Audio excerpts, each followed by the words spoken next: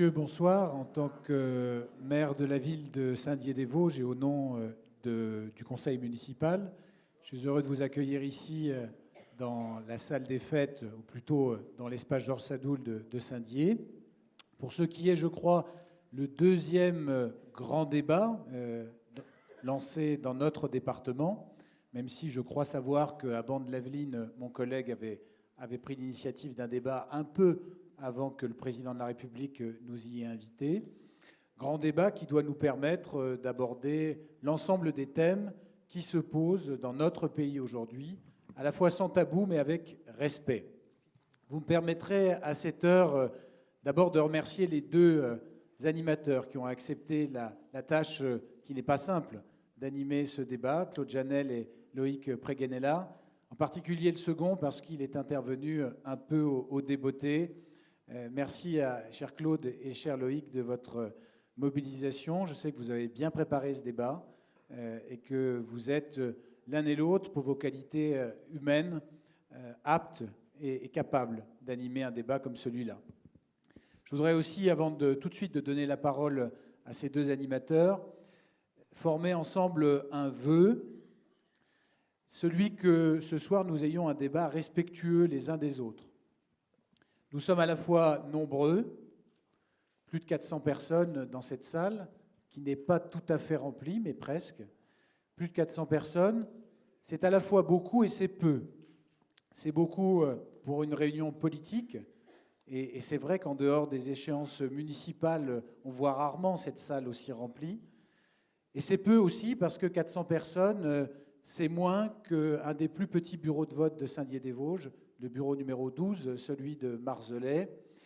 C'est à peine 0,2% de la population de Saint-Dié-des-Vosges. Et rapporté à la population de notre agglomération, c'est 0,05%. Donc, malgré tout, c'est très peu de monde. Donc, nous sommes beaucoup et nous sommes peu à la fois. Et je voudrais ici faire le vœu que chacune des personnes qui s'exprimera sera bien consciente que nul ne représente seul le peuple et que le peuple est divers, varié, et qu'il naît et qu'il se constitue et qu'il s'organise dans le débat et dans le respect. Le peuple de Saint-Dié, c'est aussi bien Kellermann que le centre-ville, c'est aussi bien Saint-Roch que le centre-ville, c'est aussi bien La Bolle que le centre-ville.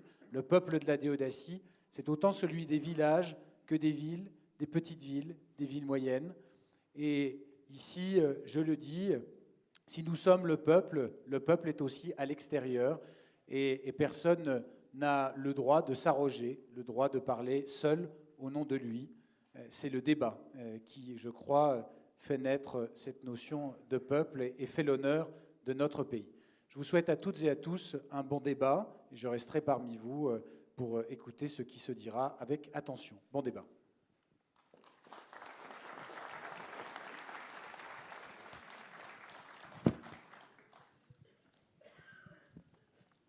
Eh bien, mes chères concitoyennes, mes chers concitoyens, bonsoir.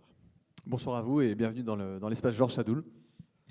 Eh bien, je vais rebondir sur les propos de Monsieur le maire.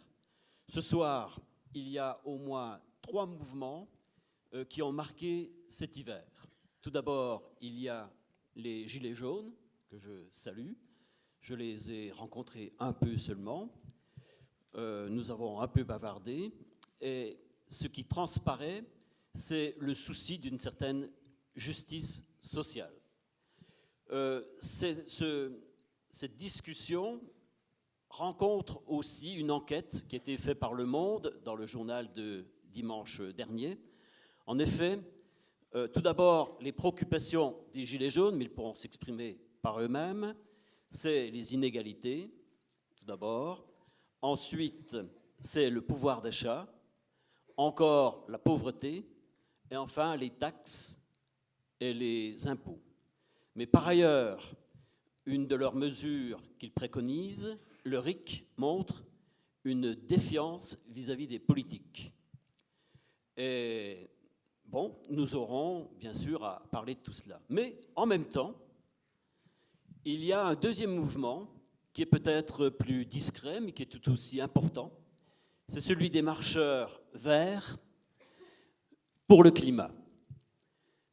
vous le savez, 2 500 000 personnes, ouais, je m'excuse, j'ai un problème de micro là, 2 500 000 personnes ont porté plainte contre l'État français pour ne pas mettre en vigueur les accords de la COP 21. Évidemment, c'est un thème que nous allons aussi traiter ce soir, c'est le thème de la transition écologique. Et puis enfin, il y a un troisième mouvement, c'est le mouvement des foulards rouges. Eux, ce qu'ils demandent, c'est que l'on puisse se parler, c'est que l'on puisse faire un véritable débat, et si possible, eh bien, ma foi, les trois peuvent converger, puisque ce soir, que l'on soit jaune, que l'on soit vert ou rouge, nous devons être tous bleu, blanc, rouge. Nous devons tous être citoyens, capables de montrer que nous sommes en débat pour vivre ensemble et pour le bonheur de vivre ensemble. Voilà. Alors bien sûr, nous ne serons pas forcément tous d'accord, mais nous avons une charte. Elle vous a été distribuée et je veux croire que cette charte fera, comme l'a dit Monsieur le maire, que nous parlerons sans tabou, mais avec conviction. La démocratie, c'est en effet conviction plus tolérance. La charte du débat évitera à chacun le prosélytisme et les attaques personnelles. Elle invite à l'écoute mutuelle. Alors, pour les modalités pratiques... Merci Claude pour cette introduction. Alors, c'est vrai que je vais vous présenter un petit peu le déroulement de ce débat et ses quelques règles, voilà, assez rapidement et de manière concise. On est obligé de se fixer un cadre pour pouvoir tous s'exprimer librement. Je pense que c'est très important. J'insiste sur le fait qu'avec Claude, nous sommes des modérateurs, donc nous serons neutres. Nous allons faire notre maximum pour rendre ce moment des plus dynamiques, mais aussi des plus intéressants.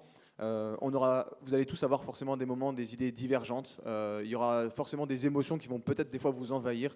Et j'ai vu un peu ce qui s'était passé dans d'autres débats. Et je pense que c'est vraiment important de respecter la parole de chacun. On a la chance de vivre ce moment démocratique tous ensemble. Avec Claude, on va donner le meilleur de nous-mêmes pour que ça se passe bien. Mais voilà, si on rentre dans un brouhaha ou dans des discussions peut-être des fois sans fin, on n'avancera pas et on ne pourra pas proposer, on ne pourra pas entendre tout le monde. Donc ça serait vraiment dommage.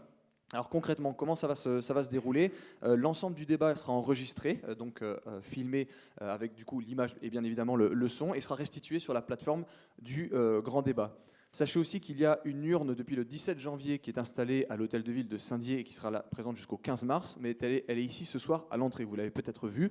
Donc il y a déjà une quinzaine de contributions qui sont dedans. C'est plus pratique qu'un cahier de doléances où des fois il faut venir écrire, prendre du temps. Là, vous pouvez venir avec votre proposition et la mettre dedans. Donc pas de frustration, si vous ne pouvez pas forcément vous exprimer ce soir, vous ne pouvez pas avoir tout dit, l'urne est là pour ça. Sachez également qu'il y a le site granddébat.fr qui existe, où vous pouvez retrouver les 4 thématiques avec différentes questions et vous pouvez vous exprimer également librement dedans. Il y a quasiment 100 000 propositions qui sont déjà faites à titre d'information. Le temps de parole sera limité à 2 minutes. Voilà, on est obligé de fixer des règles pour que le maximum de personnes s'expriment. 2 minutes, ça permet de développer une ou plusieurs propositions, c'est vrai. On va vous le rappeler à chaque fois. Voilà, ça reste un cadre. Bien sûr, il y a toujours une latence, mais on fera quand même attention de vous le rappeler pour qu'un maximum de personnes puissent s'exprimer. On vous demandera aussi de vous présenter au moins votre prénom quand vous prenez la parole. Pourquoi pas votre fonction sociale, si vous voulez le rajouter, il n'y a pas de problème. Gardez bien le micro devant la bouche. Je sais, c'est pas forcément évident de parler, surtout quand on est dans un débat. Des fois, on n'hésite pas à parler, mais si votre micro s'éloigne, on vous entendra plus comme ça. Donc c'est dommage, on ne pourra pas entendre tout ce que vous pouvez dire et ça serait des choses qui seraient manquées et peut-être pas interprétées derrière. Vous avez 4 personnes qui sont dans cette salle à chaque angle. 4 dames qui sont là avec les micros. Merci de les respecter, c'est elles qui vont vous donner la parole. On va faire le lien ensemble et on va essayer de faire participer en tout cas un maximum de personnes. Sur l'écran, chose importante, vous allez retrouver dans la partie inférieure la thématique dont laquelle nous allons discuter avec des mots-clés qui peuvent vous rappeler un petit peu les idées et un petit peu aller un peu plus loin que la thématique en elle-même.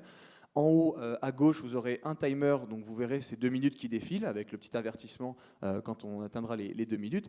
Et aussi en haut à droite, grâce à ces 2 caméras qui sont placées ici, on verra le citoyen qui parle. Voilà, c'est histoire, comme on n'est pas dans un hémicycle, on ne se voit pas tous forcément, donc je pense que c'est important que chacun puisse se voir. Donc il y aura peut-être une petite latence le temps que les cadreurs vous identifient, mais en tout cas, voilà comment ça va se présenter derrière. On se donne 2 heures maximum de débat, bien sûr environ, en une latence, mais on va essayer de dérouler ça et présenter les thématiques juste ensuite. Et avec Claude, on a fait aussi un constat et on met un petit peu le doigt dessus. On est à l'ère, malheureusement, des fake news.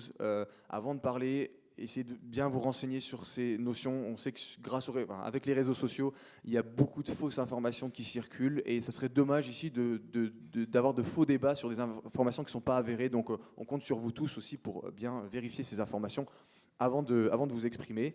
Voilà, donc avec Claude, on va essayer de faire le maximum pour rendre ce débat intéressant, de le commencer le plus rapidement possible. Respectons-nous.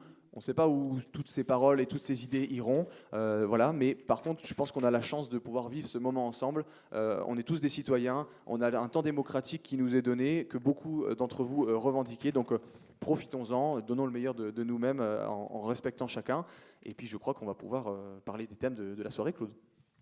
Alors, le premier thème, c'est la transition écologique et, si possible, avec justice sociale. Alors on partira ensuite sur le second questionnement qui portera sur la démocratie et la citoyenneté. Sachez qu'il y aura aussi 2 autres thèmes qui sont présents, donc l'organisation de l'État et des services publics et la fiscalité et les dépenses publiques. On va déjà commencer par les 2 premiers thèmes cités. Si au niveau du débat nous avons le temps, nous allons enchaîner sur ces thématiques-là. Ça ne nous empêchera pas dans certaines thématiques de les effleurer, on va dire. Donc forcément, il y aura peut-être des parallèles à faire. Mais voilà, sachez aussi, sans s'engager, qu'une autre soirée est certainement envisagée dans la communauté d'agglomération. Donc il y aura peut-être le temps de débattre aussi de ces 2 autres thèmes si on n'a pas le temps de les apporter, ou de peut-être apporter vos contributions sur le site internet granddébat.fr ou sur l'urne qui est ici et à l'hôtel de ville jusqu'au 15 mars. Alors je vois qu'il y a un monsieur qui est très impatient.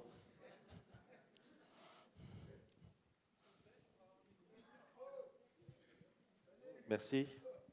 Donc, avant de commencer ce débat, je voulais juste, donc je me suis retourné tout à l'heure, j'ai regardé comment étaient représentés les gens. Donc, vous m'avez dit qu'il y avait trois mouvements, donc les Verts, les foulards rouges et les gilets jaunes. Donc je me suis retourné, j'ai regardé, j'ai pas vu de Verts. Alors j'ai dû voir un foulard rouge. D'ailleurs, une dame qui était rentrée bien avant nous, elle est passée sur le côté, je crois. Et alors, est-ce qu'il y a des gens, hormis cette dame, des foulards rouges qui sont là pour représenter les foulards rouges? Et est-ce qu'il y a des gens du mouvement vert qui sont là aussi? S'il vous plaît. Alors, on va peut-être commencer sur la première S'il vous plaît. thématique. Je m'aperçois que cette soirée citoyenne est filmée. Il me semble utile que cette décision soit majoritairement partagée. Je demande donc un vote pour ensemble le décider.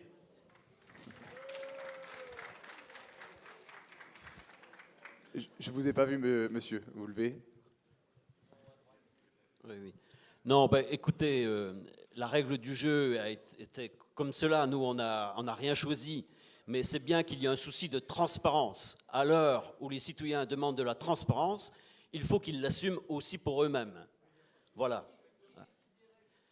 Écoutez, voilà, nous allons entrer dans le premier thème, si vous le voulez. Et on va vous donner toute la parole, pleine et entière. Hein? Merci, monsieur. Alors, le premier thème, c'est la transition écologique et, si possible, avec justice sociale. Hein? Alors, quelques rappels pour situer les choses. Alors, tout d'abord, il faut bien dire que les progrès de l'agriculture sont venus à bout de la famine. Depuis un demi-siècle, la productivité a encore considérablement augmenté grâce à la mécanisation et la sélection des semences, des engrais et des pesticides. En France, les rendements à l'hectare ont été multipliés par 7 en moyenne pour le maïs et 4 pour le blé. Mais malheureusement, ce progrès, cette puissance technique a d'abord eu un inconvénient pour l'emploi. Par exemple, de 5 millions d'actifs agricoles en 1950, on est passé à 1 million seulement dans les années 2000. Mais d'autres problèmes tout aussi graves ont été engendrés. Par exemple, les pesticides et les engrais chimiques dévastent les sols, empoisonnent l'eau et l'air en portant atteinte à la biodiversité. On parle même de la 6e grande extinction, vous le savez. et ça porte aussi atteinte à la santé des hommes. Alors, ce soir, quel constat partager? Quelle orientation prendre? Par ailleurs, les énergies fossiles, le charbon, le gaz, le fioul et le pétrole, que nous consommons pour nous déplacer et nous chauffer, représentent aujourd'hui plus de 70% des émissions de gaz à effet de serre. Le reste provient de l'agriculture. Ainsi, 2018 a été l'année la plus chaude enregistrée en France. 9 sur 10 des années les plus chaudes ont eu lieu depuis l'an 2000. Au rythme actuel des émissions à gaz à effet de serre, le seuil critique de 2 degrés de hausse de la température mondiale sera dépassé en 2100. Et ça entraînera un emballement du climat catastrophique. Les cyclones qui ont eu lieu aux Antilles, à Saint-Martin ou à Saint-Barthélemy, et les inondations dans le sud de la France ne seraient que des avant-coureurs de catastrophes. Dans ce contexte qui est tout de même alarmant, 196 pays sur les 197 que compte l'ONU ont signé en 2017 l'accord de Paris, juridiquement contraignant. Mais la France n'atteint pas ses objectifs. Elle est même mise en justice par 2,5 millions de citoyens, je le disais tout à l'heure. À nouveau, et je vous donne la parole, quel constat partagé, quelle solution pour mobiliser l'ensemble des citoyens, et si possible, avec une justice sociale. Alors, on peut donc du coup commencer les premières prises de parole avant d'avoir posé le contexte. Monsieur. Bonsoir à tous. Moi, je m'appelle Tiferi, je suis gilet jaune. Je dirais même gilet jaune et réfléchissant, parce qu'il faut rappeler que nos gilets ne sont pas seulement jaunes, ils sont aussi réfléchissants. Et c'est pour dire aussi qu'on réfléchit aussi, qu'on nous prend pour des imbéciles et qu'on réfléchit.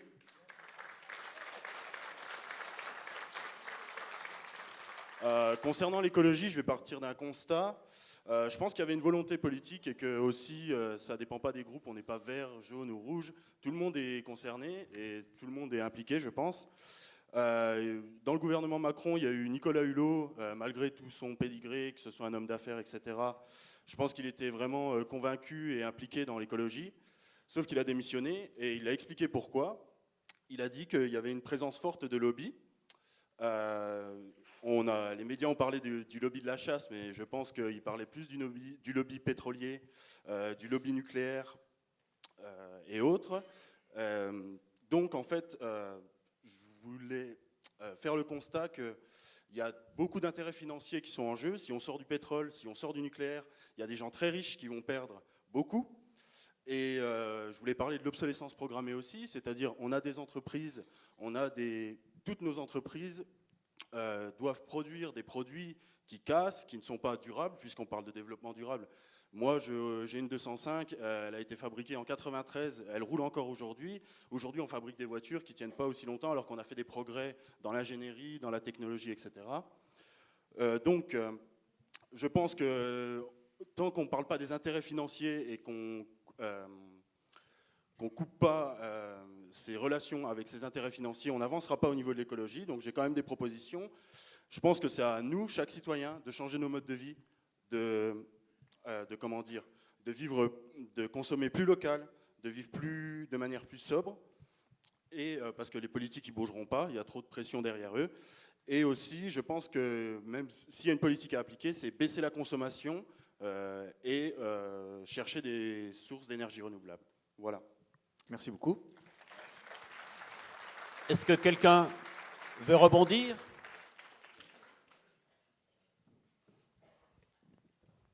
Le micro va arriver.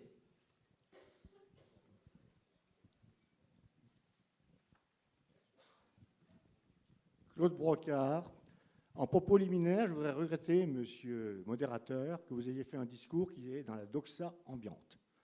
Cela ne reflète pas l'avis de tous les Français et c'est vraiment dommage.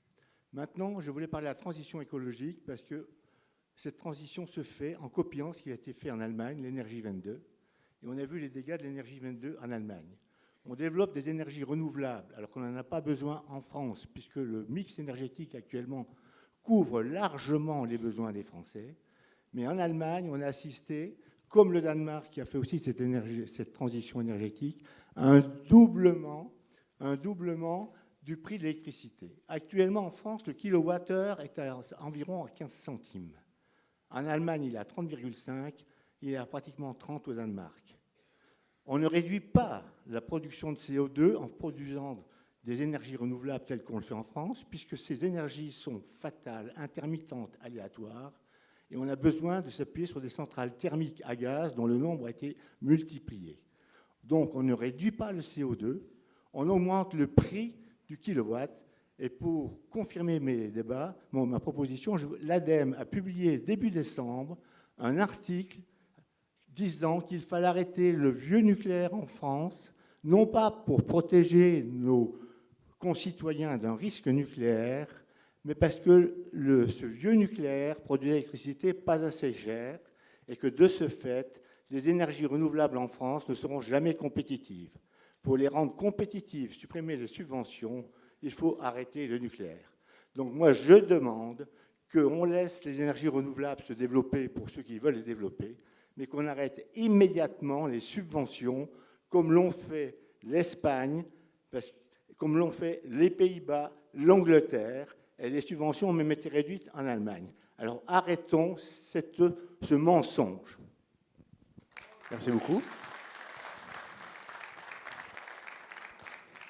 Quelqu'un d'autre? Madame, en bas.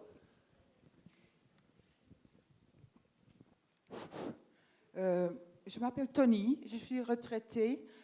J'avais aussi quelque chose à dire concernant d'abord le fait qu'il ne faut surtout pas opposer transition sociale et économique avec une transition écologique.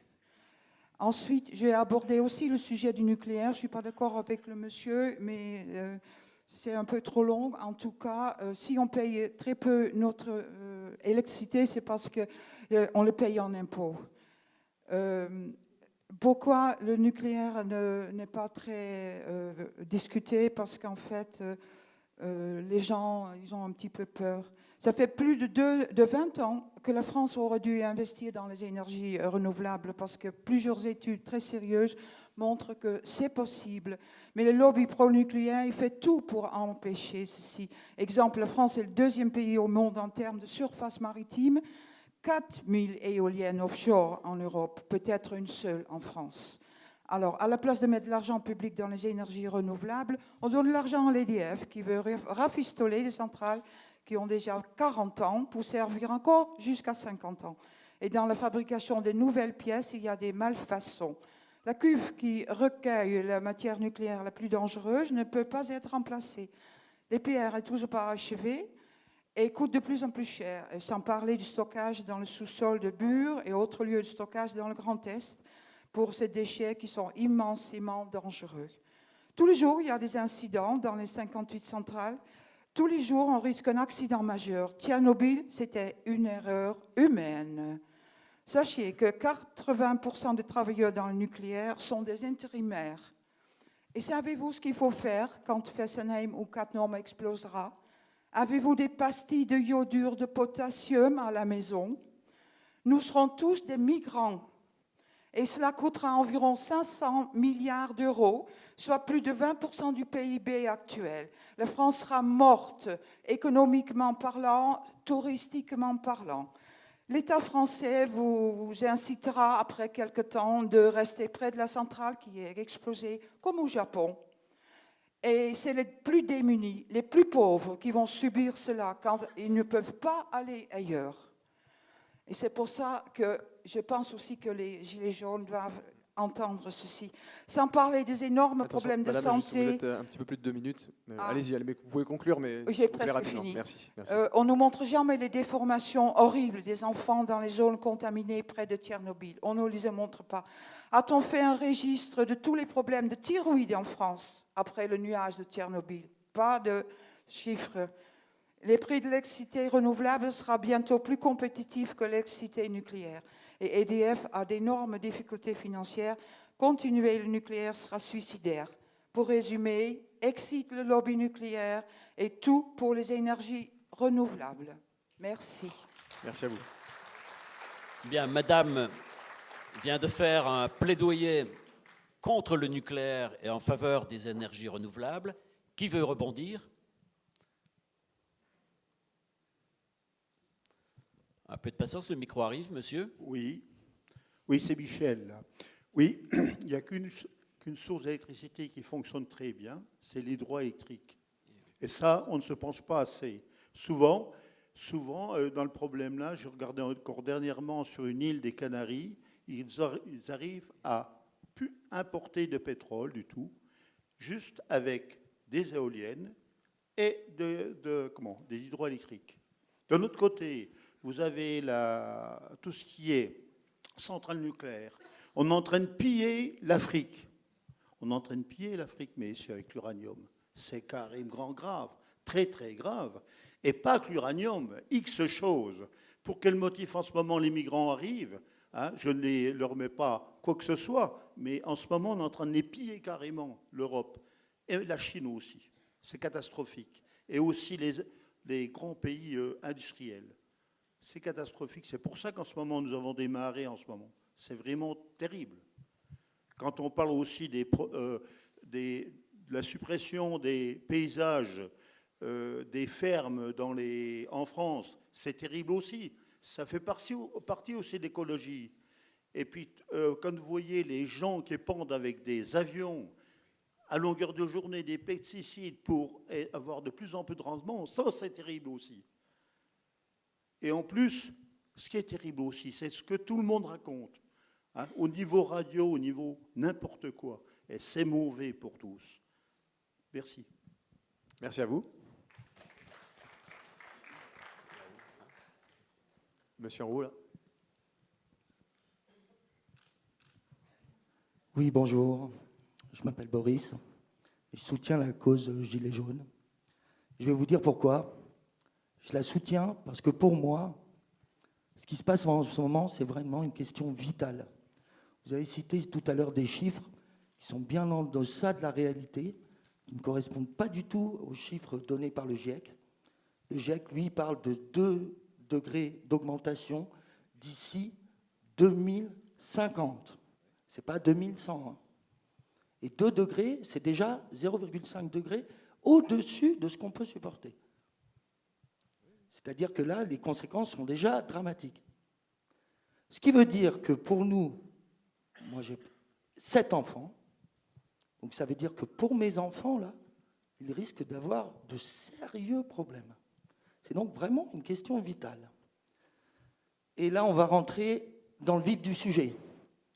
Parce que quand on voit que les députés votent une déclaration d'intention se disant être contre la disparition des abeilles, et qu'ensuite on leur propose une loi interdisant le glyphosate, quand on sait tout le mal que fait à la biodiversité le glyphosate, et qu'ils votent contre, mais qu'y a-t-il comme raison pour voter contre, à part une raison d'argent?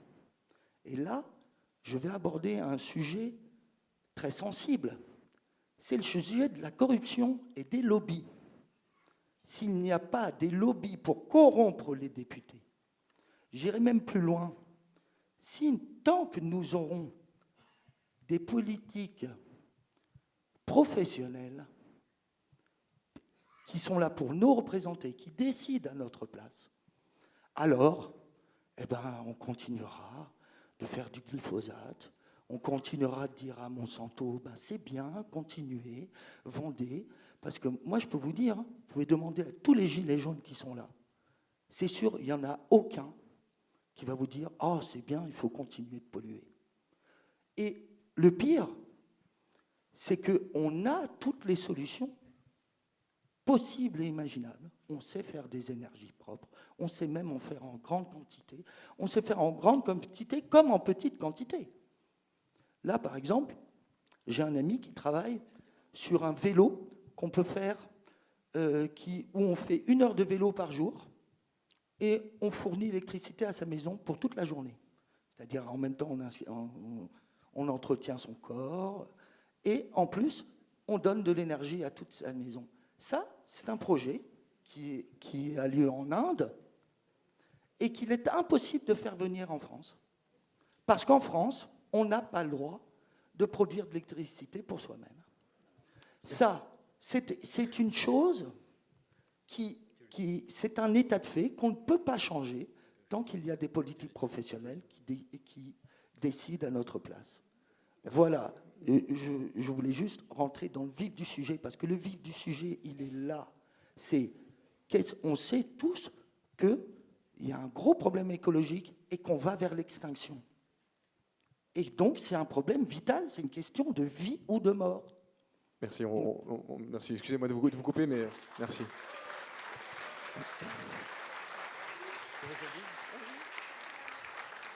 Bien, nous sommes toujours dans les constats, mais là, on fait un pas vers les solutions.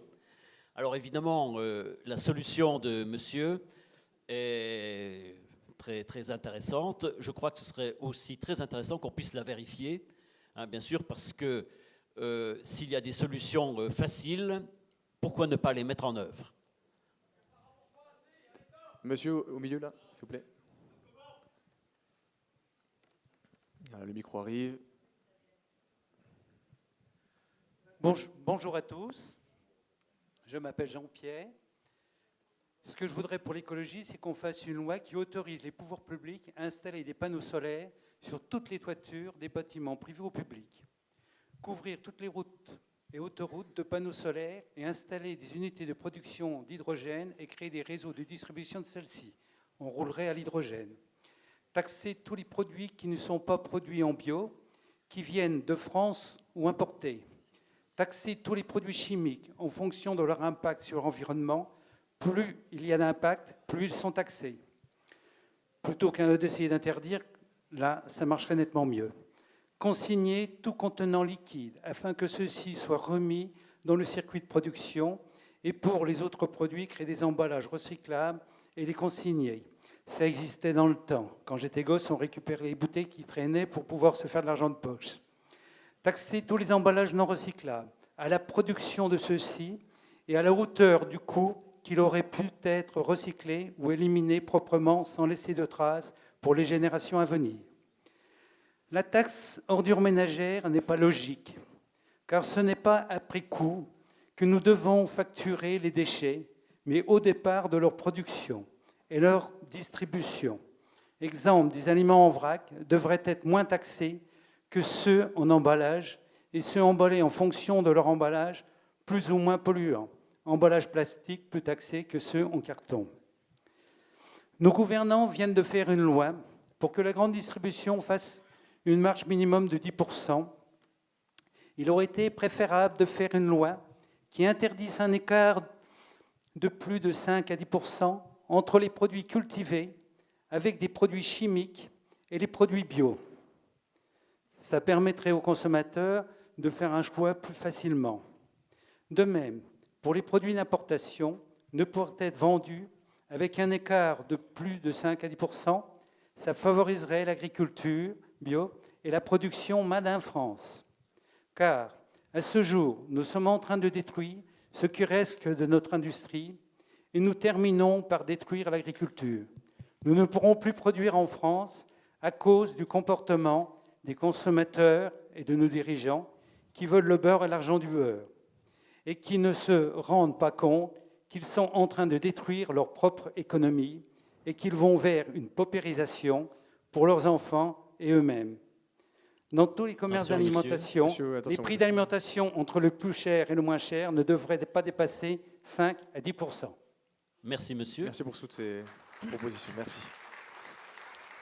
Eh bien, écoutez, il semble jusqu'à présent, mais je ne fais que l'effort d'essayer de rassembler les idées, il semble qu'au niveau du constat, qu'il y ait un effort à faire pour aller dans le sens de la transition écologique. Et il semble que des solutions aient commencé à être posées, esquissées. Est-ce qu'on peut continuer? Peut-être monsieur tout en haut. Ouais, on essaie d'alterner entre le haut et le bas. Tout en haut là-bas. Et les dames aussi. Ah, s'il y a des dames, il n'y a pas de problème. Bon, après. Monsieur tout en haut à gauche là.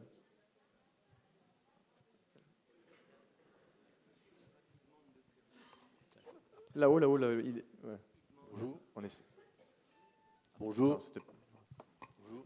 Je me présente. Bonsoir. Christophe. Je suis chef de chantier dans une entreprise privée qui fait de la caténaire, donc dans le transport. On travaille pour la SNCF.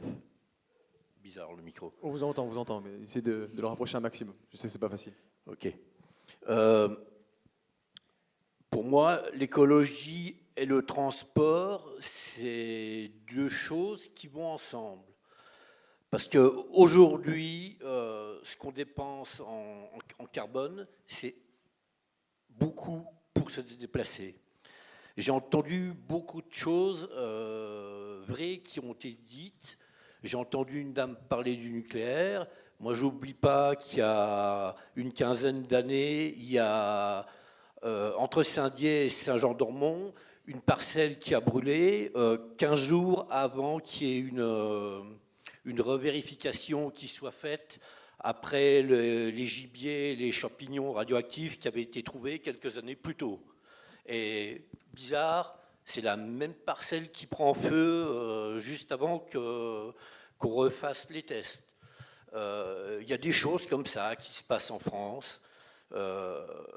Et je vous rappelle quand même qu'on nous a dit, quand il y a eu Tchernobyl, devant monsieur Pierre Bénichou, qui n'est pas qu'un comique, il y a un commissaire au truc atomique, là, au commissariat atomique, qui a dit que le nuage s'arrêterait à la frontière. Donc, s'il y a des Français qui ont l'impression aujourd'hui d'être pris pour des imbéciles, sans être méchant, c'est pas d'aujourd'hui. Et puis, travaillant pour la SNCF, je vais faire rapide, je trouve bizarre que ces gens qui ne le font pas exprès, mais qui régulièrement tuent des gens par laxisme, je parle des accidents de PN, de passage à niveau. Dès qu'il y a un accident à la SNCF, ces gens se pointent, désignent du doigt un coupable, ce sont eux les experts devant la justice. Si jamais ils ont des personnels qui voulaient parler aux gendarmes, ils se font convoquer par la direction de la SNCF. Ça a été démontré par la justice avec des écoutes téléphoniques après l'accident de Bretigny. Et ça se fait en totale impunité parce que les cadres dirigeants sont des gens qui ont le bon carnet d'adresse, qui sont allés à l'école avec les bonnes personnes et tout ça. Voilà. Et surtout, je conclurai en disant que, pour moi, l'écologie telle qu'il est mis en place aujourd'hui en France par l'État n'a d'écho que l'économie qui est cachée derrière. On nous vole l'écologie comme on nous a volé la sécurité routière pour faire de l'économie d'État. Merci beaucoup, monsieur. Bien. Attendez, il y a une dame en bas. Alors, monsieur a déjà le micro en haut et après, madame en bas, pas de souci. Monsieur a déjà le micro là-bas et on repassera dans la salle du bas ensuite. Oui, j'ai une proposition très simple d'amélioration pour prendre en compte nos ressources qui s'amenuisent. En Allemagne, dans les pays scandinaves, on collecte tous les emballages. Quand vous achetez des récipients en verre, des récipients en aluminium, des récipients en plastique, ils sont tous consignés. Et vous avez devant chaque supermarché un système de collecte automatisé pour venir y déposer ces récipients vides. Je regrette que dans notre pays, dans toutes nos chaînes de distribution, ce dispositif très simple qui permet de nous rendre actifs, chacun d'entre nous, par rapport à ces problèmes écologiques, de nous investir et d'avoir un acte écologique. Donc ma proposition, ce serait de faire dans notre pays ce qui existe et ce qui marche de façon très simple en Allemagne et en Europe du Nord. La collecte dans les endroits où on a acheté les récipients, on les ramène vides, sous forme, et on récupère une consigne. Merci, monsieur. En fait, l'économie circulaire, les reconversions, existent déjà partiellement, mais il faudrait, et là on vous entend, les amplifier. Madame. Alors moi j'ai une question, c'est parce qu'à Saint-Dié, il y a des places de parking qui sont indiquées au sol pour pouvoir, soi-disant, recharger sa voiture électrique. Je cherche où sont les bornes encore. Hein. Eh bien, madame, vous évoquez là le problème de l'accès aux énergies renouvelables. Voilà. Mais je crois qu'il faut avoir la patience de l'histoire. C'est quelque chose qui est en train de se faire. Et je vous remercie d'ailleurs de contribuer à cette histoire-là. Monsieur à côté, peut-être ? Bonjour, moi je m'appelle Pascal, je suis agriculteur. Vous avez demandé des preuves tout à l'heure. Il y a eu Élise Lucet qui a fait une émission sur le glyphosate il y a 15 jours, 3 semaines grand maximum, où elle a apporté les preuves que Monsanto, depuis plus de 20 ans, a fait faire une étude par un scientifique de haute renommée qui prouvait, il y a plus de 20 ans, que le glyphosate était très cancérigène. Le scientifique en question n'a pas pu divulguer son étude parce qu'il avait un devoir de confidentialité. Mais en attendant, je suis désolé, aujourd'hui, ça ressort, tout le monde sait que c'est pourri, que c'est cancérigène, et nos gouvernements, ils ont fait quoi? Ils n'ont même pas eu le courage de dire non, le glyphosate, stop, c'est fini, point barre. C'est pas dans 8 ans, pas dans 10 ans, pas dans 20 ans, tout de suite, demain. Et l'autre gros problème par rapport à ça, c'est que la France, tout seul, ne fera jamais rien. Si on parle d'écologie, je suis désolé, mais il faudrait peut-être quand même qu'on prenne conscience que c'est à l'échelle de la planète.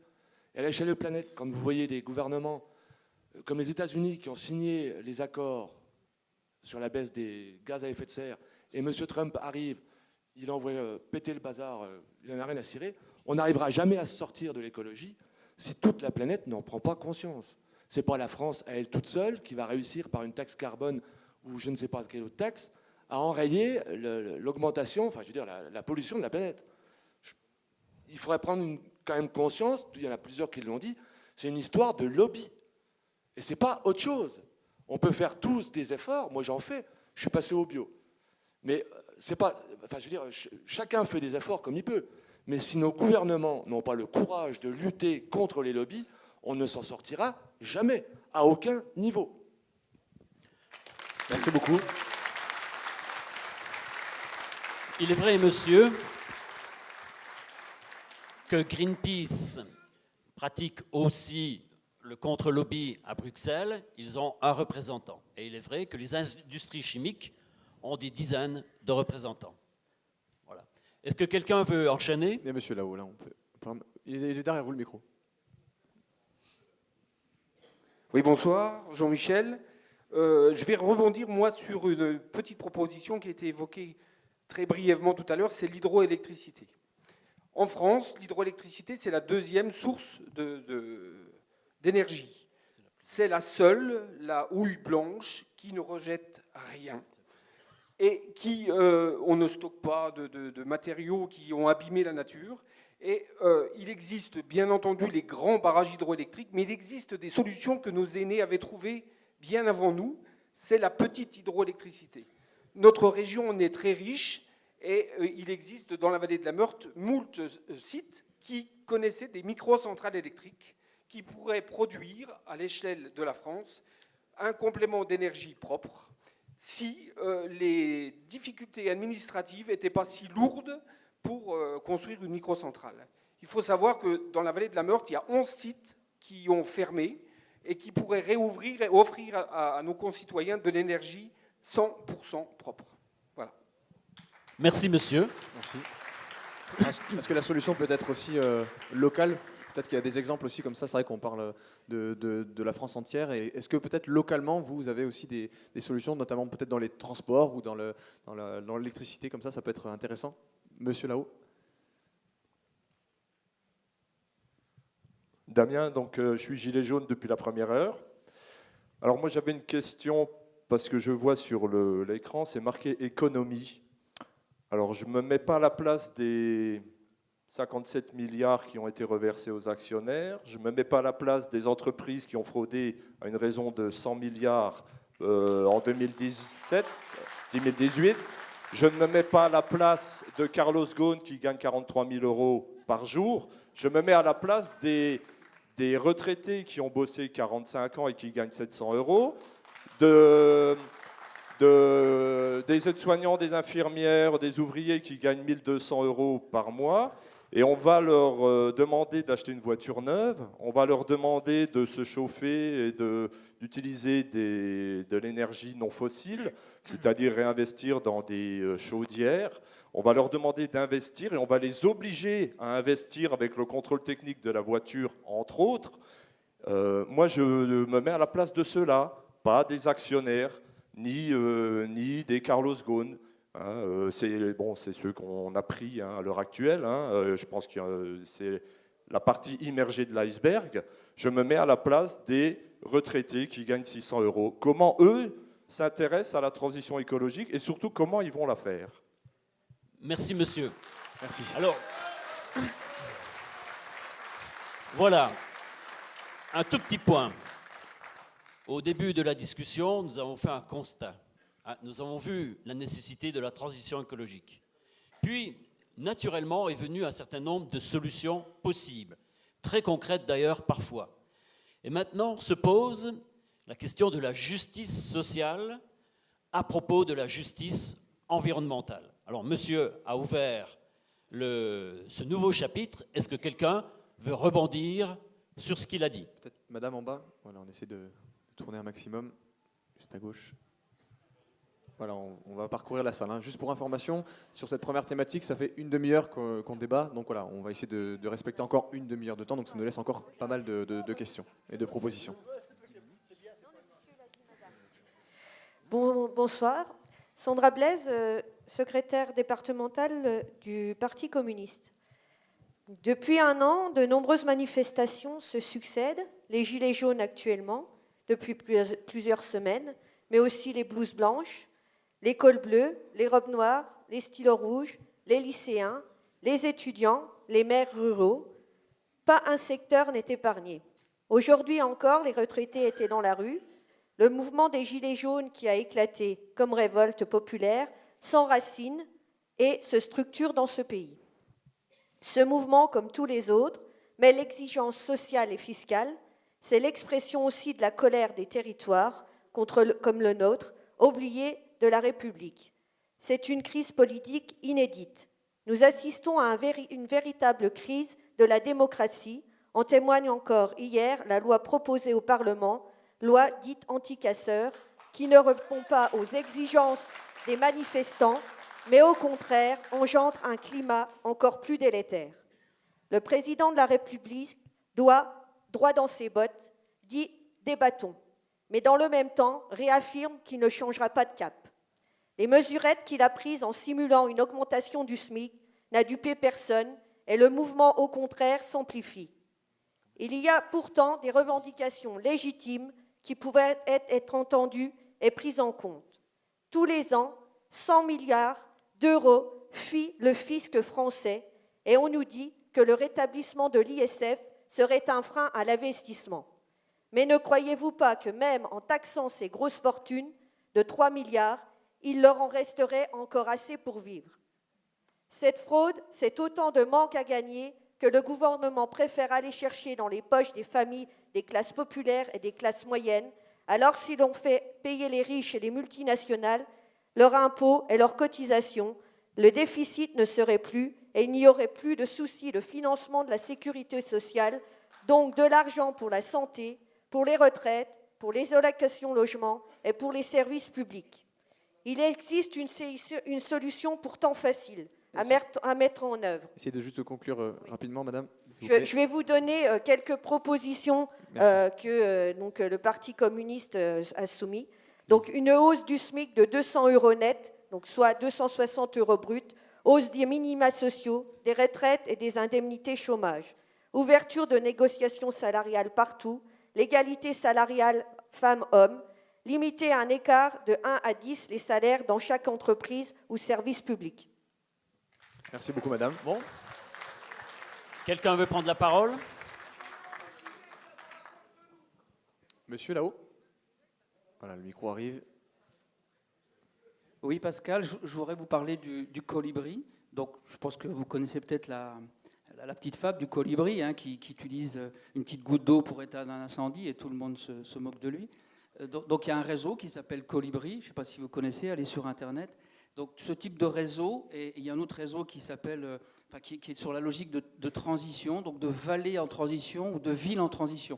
Donc, je ne sais pas si vous connaissez ces mouvements. Donc, il y a beaucoup de mouvements aujourd'hui qui existent au niveau de la société, au niveau européen, au niveau mondial. Et la question que je me pose, c'est que ces mouvements qui mettent en avant l'économie circulaire, qui mettent en avant tout ce qui est biologique, permettent à un agriculteur de pouvoir replanter du blé ancien, qui évite d'utiliser des pesticides, qui fait en sorte que le paysan puisse vivre correctement parce qu'il vend son blé au boulanger qui est juste à côté. Le maraîcher qui fait donc des légumes, il va les vendre à l'école. Les enfants, pour aller à l'école, ils utilisent donc une charrette avec un cheval. Ça existe. C'est à Ungersheim, c'est pas très loin d'ici. Donc c'est un maire qui a voulu mettre ça en avant et ça fonctionne. Pourquoi ça fonctionne pas plus? Pourquoi? Parce que ce qui est très intéressant avec ce type d'action, c'est que ça remet en place des choses au niveau solidarité, au niveau fonctionnement entre les personnes. Les gens se parlent, les gens ils vont construire des choses ensemble. Voilà. C'est très efficace au niveau du rapport humain, du rapport social. Alors pourquoi l'État, pourquoi les collectivités locales, pourquoi ils n'encouragent pas plus ce type de mouvement? Il y a eu sur Saint-Dié en transition, ça n'existe plus, c'est dommage. Donc voilà, pourquoi c'est pas plus encouragé, comme l'économie sociale et solidaire, comme tous ces mouvements qui sont avec une éthique, qui mettent l'humain au centre et pas l'économie au centre. Merci monsieur. Beaucoup. Monsieur à l'opposé. Est-ce que quelqu'un aussi peut préparer une intervention sur Ungersheim ou sur Fribourg ou sur des expériences qui vont dans le sens de ce qui vient d'être dit? Mais en attendant, le débat continue. Voilà, on a monsieur là-haut. Il est passé ici. Allez-y, allez-y. On parlait de transition écologique et d'économie. Une voiture, on le disait tout à l'heure, ça coûte cher. Les déplacements en ville avec une voiture, ça devient de plus en plus compliqué. Et pourtant, en Europe, il y a des villes qui ont investi pour que la mobilité grâce au vélo soit facilitée. À titre d'exemple, à Münster, au centre de l'Allemagne, 30% de la mobilité se fait en vélo. Au Danemark, il est interdit pour une commune d'entreprendre des travaux de chaussée si elle n'a pas prévu sur cette chaussée un aménagement pour la voiture, bien sûr, mais aussi pour que le piéton puisse se déplacer, mais aussi pour que le vélo puisse se déplacer. Et donc je propose que dans notre pays, une loi oblige tout aménagement nouveau qui se fait dans une chaussée doit prévoir un déplacement pour la voiture, mais aussi pour le piéton et pour le vélo. Il y aura ainsi plus de déplacements facilités dans nos villes. Merci beaucoup. Encore. Eh bien, voici encore une proposition très concrète. Est-ce que quelqu'un veut intervenir dans ce sens-là? Madame ou monsieur? Allez. Honneur aux dames. Bonsoir, moi c'est Aurélie, voilà, enchantée. En fait, la transition écologique, je l'ai fait, mais pas pour l'écologie à la base, c'est pour mon porte-monnaie que je l'ai fait. C'est-à-dire que moi, j'habite à la campagne, j'ai un jardin, je fais mes machines à laver le soir, la nuit, les heures creuses, je fais même mes propres produits ménagers parce que tout coûte cher, voilà. Donc, en fait, ce que je vais dire, c'est pour tous les sujets, c'est comme ce qui me concerne, c'est qu'il y en a marre qu'on demande toujours au peuple de faire des efforts. Ils font quels efforts? On nous parle de faire du covoiturage. Quand on voit qu'ils arrivent tous à l'Élysée, voiture par voiture, chacun avec leur voiture, c'est bon. Le vélo. Alors, le vélo, c'est bien gentil. Moi, j'en fais du vélo. Alors, c'est sûr, je travaille à 5 km de mon habitation. J'ai de la chance. Sauf que le vélo, là, à cette époque, je n'en fais pas. Je travaille à 6 h du matin, hein, voilà. Les routes ne sont pas déneigées.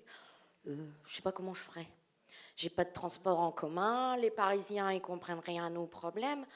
Eh ben, eux, ils ont tous les transports publics. Eh ben, on leur enlève leur voiture dans leur grande ville. Là. Et puis, ils prennent le métro, ils prennent tout ça, ils se démerdent. Ben, voilà. En gros, c'est ça. Non, mais c'est vrai, il y en a marre. Sérieusement. Voilà, c'est tout ce que j'ai à dire. Et c'est pour tous les sujets. Hein. Si eux, ils font pas d'efforts, je vois pas pourquoi nous, on en ferait. J'aimerais savoir quand même, à l'Élysée, c'est chauffé comment, hein, à combien de degrés, hein, voilà, toutes ces maisons secondaires, enfin, tout leur truc. Non, mais là, on ne sait pas. Hein, on ne sait pas. Hein, Et je ne crois pas que ce soit un bon argument. On a demandé de la transparence. Hein, donc, on veut de la transparence sur tout. Tout. Voilà. Oui. Bonne soirée. Merci beaucoup. Merci beaucoup, madame. Qui demande le micro? Monsieur juste à côté. Bon, bonsoir à tous. Voilà, j'ai une petite proposition à faire, ça va être court. Hein. Il y a quand même dans la politique générale de taxation du pouvoir un oublié, un refoulé hein, du réchauffement climatique, c'est le kérosène. Hein. Bon, la consommation explose en ce moment du kérosène avec la multiplication de transports aériens partout. Donc, c'est un carburant de luxe non taxé. Par contre, le diesel des pauvres est surtaxé. Cherchez l'erreur. Merci, monsieur. Merci. Alors, monsieur, encore le... oui, donc Gérard Coinchelin. Donc, je voudrais rebondir tout de suite là sur le problème hydroélectrique. Aussi, il faut savoir aussi que les barrages hydroélectriques vont tomber dans la main des lobbies. Donc, ça aussi, c'est une question au niveau de l'Assemblée qu'il faudrait... Donc, là, dans la justice sociale, on va dire dans les moyens, dans les ressources qu'on pourra avoir pour développer les services publics, je veux dire, ça met en danger. Et au niveau du ferroviaire, au niveau de l'aménagement du territoire, au niveau de la construction, il faut aussi, comme mode de déplacement, intégrer le ferroviaire, quoi. Voilà. Aujourd'hui, bon, malheureusement, on est mal placé, je veux dire, dans la politique ferroviaire. Quand on voit que, je veux dire, entre Épinal et Saint-Dié, la ligne a été fermée le 22 décembre. Pour une période, on ne sait pas de combien de temps. Donc, voilà. Donc, j'avais préparé une petite contribution sur le sujet, là, parce que, donc je vais la lire rapidement.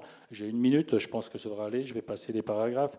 Donc, le processus de démantèlement des services publics du service public ferroviaire a été sciemment organisé au fil du temps par les politiques publiques. Donc on a désorganisé au fil du temps les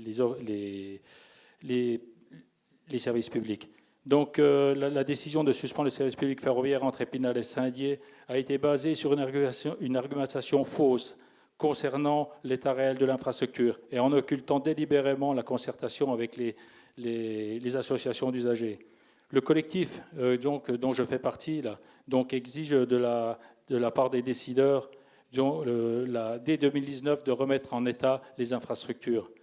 Donc la reprise du service public ferroviaire se justifie pour répondre au mieux aux conditions de transport des populations de nos territoires ruraux et des villes moyennes, et de nos villes moyennes, en termes de sécurité routière, sécurité de transport, de temps de parcours, d'accessibilité des personnes à mobilité réduite, de droit au transport, des enjeux de l'énergie et du climat, et pour éviter la discrimination citoyenne et territoriale. Donc le développement du service public ferroviaire doit s'accompagner de financements pérennes pour entretenir les infrastructures. Et elle doit se doter d'une fiscalité environnementale juste, de présence humaine dans les gares et dans les trains, et une tarification attractive, notamment par la baisse de la TVA. La crédibilité du discours politique, d'ailleurs, doit être prouvée, suite aux engagements pris par le président de la République le 18 avril à Saint-Dié-des-Vosges. Merci, monsieur. Alors, il nous reste encore un petit peu 5 minutes, on va dire, sur cette thématique. Donc, on va prendre quelqu'un en haut pour changer et alterner. Oui, je voulais parler des usines de méthane, vous savez, que l'on fait avec le fumier, avec tous des végétaux. On produit du méthane. Et en plus, on peut faire tourner des moteurs qui permettent de faire de l'électricité. Ça, c'est pas subventionné. C'est plus subventionné, par exemple, les éoliennes. Moi, je trouve que c'est beaucoup plus sérieux parce qu'en fin de compte, ça a un moindre coût et ça peut nettoyer un peu nos forêts vosgiennes qui sont vraiment dans des états catastrophiques. Il y a autre chose, on parlait des barrages hydroélectriques. Comme ça se passe à Celles-sur-Plaine, vous savez qu'il y a le barrage supérieur et le barrage inférieur. Dans la journée, quand il n'y a pas beaucoup d'électricité consommée, on pompe l'eau à Celles-sur-Plaine et on l'envoie au barrage de Pierre-Percé. Et dans la nuit, quand il y a consommation d'électricité, l'on fait le contraire, c'est des alternateurs. Et ça, c'est fait dans de nombreux pays, mais nous, en France, on a le lac Noir et le lac Blanc qui font la même chose. On a Pierre-Percé aussi, certainement d'autres places, mais ça, c'est une chose qui pourrait être conservée. Et en plus, ça sert à l'alimentation pour l'agriculture, comme le barrage de Serponçon. Ça sert à ça. Voilà, c'est tout. Merci, monsieur. Votre contribution. De dernières interventions sur le thème de la transition écologique et on comprend énergétique aussi. Alors peut-être madame, parce que je ne vois pas de main levée en haut. Donc, juste ici devant. Madame.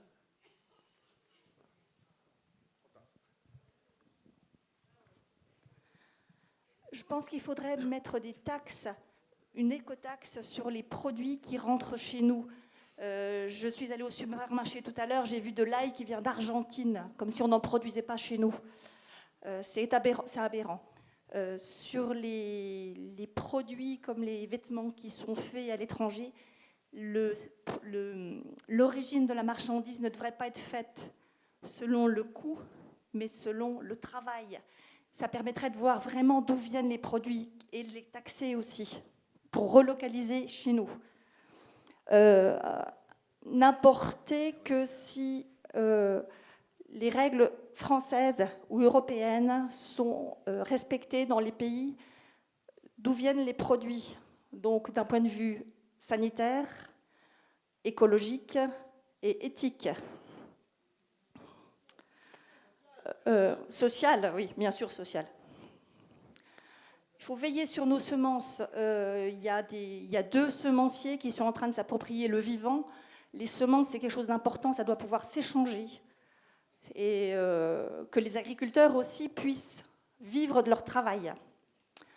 Il faudrait que la politique agricole commune subventionne plutôt les petits agriculteurs, les agriculteurs bio, et baisse les subventions aux gros agriculteurs et aux agriculteurs qui font du chimique.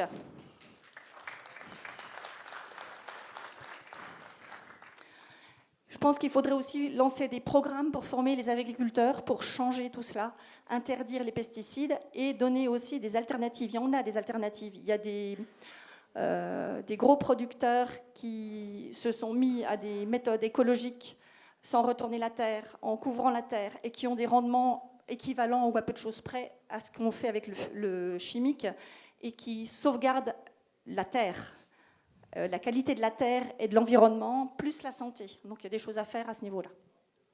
Merci madame.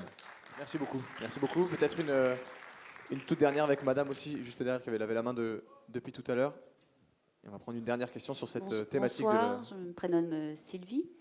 Et donc, je rebondis un petit peu sur ce que disait madame, parce que c'est la même idée. En fait, je suis effrayée de voir que dans une grande surface, pas loin de Saint-Dié, il y a des casiers Amazon. Et donc, je me pose question, je me dis pourquoi faire venir toute cette marchandise d'ailleurs? Pourquoi utiliser ces gros pétroliers qui polluent? Pourquoi ne pas relocaliser et réindustrialiser la France et l'Europe? Alors, j'émets une idée, c'est de faire de l'Europe qu'elle soit autosuffisante dans tous les domaines.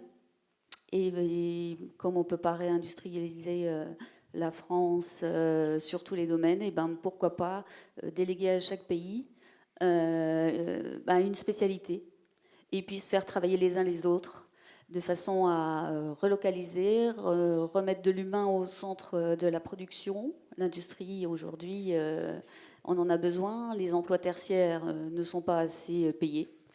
Et donc,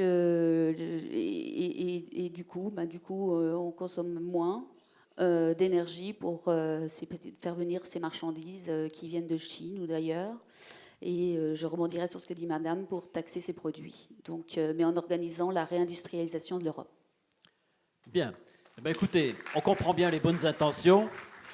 Néanmoins, il faut quand même savoir qu'il faudra beaucoup de courage pour négocier ces choses-là, parce qu'il y a tout de même des accords qui ont été passés, il y a des lois internationales qu'il faut chambouler, et on mesure la difficulté qui est devant nous. Néanmoins, nous avons passé du constat, la transition écologique, énergétique, et je crois de l'avis de toute cette salle nécessaire. Nous avons envisagé des éléments de solution qui vont du concret à des solutions nationales, à des solutions même européennes. Madame vient d'en mentionner une. Nous avons vu l'intérêt aussi de chercher une justice sociale pour accompagner la justice environnementale. En tous les cas, je crois que le débat a été constructif. Je vous propose maintenant de passer à la deuxième thématique, citoyenneté et démocratie. Alors, Claude va peut-être nous faire une petite intro comme tout à l'heure, le plus rapidement possible, et essayer de contextualiser et de cibler les enjeux. Et ensuite, voilà, on essaiera de guider comme nous l'avons fait tout à l'heure. Mais en tout cas, merci pour l'intérêt et le respect que vous mettez entre vous. Ça fait 1 heure qu'on débat ensemble, et on a plutôt de très bons retours, et au moins ça se passe très bien. Donc c'est agréable de le sentir et de le faire avec vous. Et je m'excuse par avance auprès du monsieur qui m'a vu dans la doxa. Ma foi, si j'y suis encore, il me corrigera, n'est-ce pas? Mais depuis 60 ans, on peut dire que nos institutions ont assuré qu'à un cas la démocratie et la stabilité de la France. Il faut essayer d'être positif. Mais les Français montrent des signes de défiance envers le fonctionnement de leur démocratie, et le débat national soulève 4 problèmes. Tout d'abord, se pose le problème des valeurs de la République, en particulier la reconsidération actuelle de la laïcité crée des troubles. Or, c'est elle qui garantit la liberté de conscience et qui garantit l'égalité grâce à la neutralité de l'État et des pouvoirs publics vis-à-vis des religions. Pourtant, sans elle, comment éviter à la fois la montée des communautarismes et comment considérer son principe et ses modalités d'application? C'est un premier problème, les valeurs de la République, en particulier la laïcité. Deuxième problème, ensuite, c'est le devoir électoral. Sur 47 millions de Français inscrits sur les listes électorales, 36 millions se sont exprimés au premier tour de la dernière élection présidentielle et seulement 18 millions au second tour. Le système politique est souvent perçu comme trop peu efficace, trop peu représentatif et trop peu responsable.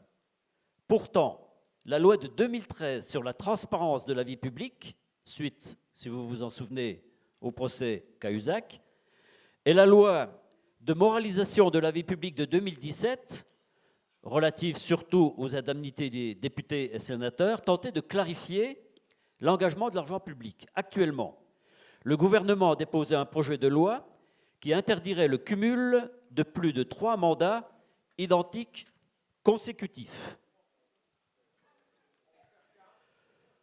et qui réduirait d'1 tiers le nombre des parlementaires et qui introduit une dose de proportionnel.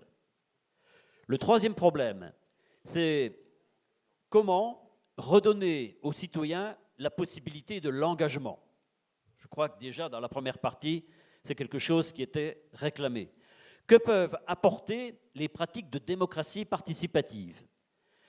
Et puis bien sûr, on pense au RIC. Comment est-ce possible de mettre en œuvre ce référendum d'initiation citoyenne? Enfin, le dernier problème, c'est le problème de l'immigration. La Constitution affirme le droit d'asile, et je crois qu'il faut le rappeler. Tout homme persécuté en raison de son action en faveur de la liberté a droit d'asile sur le territoire de la République.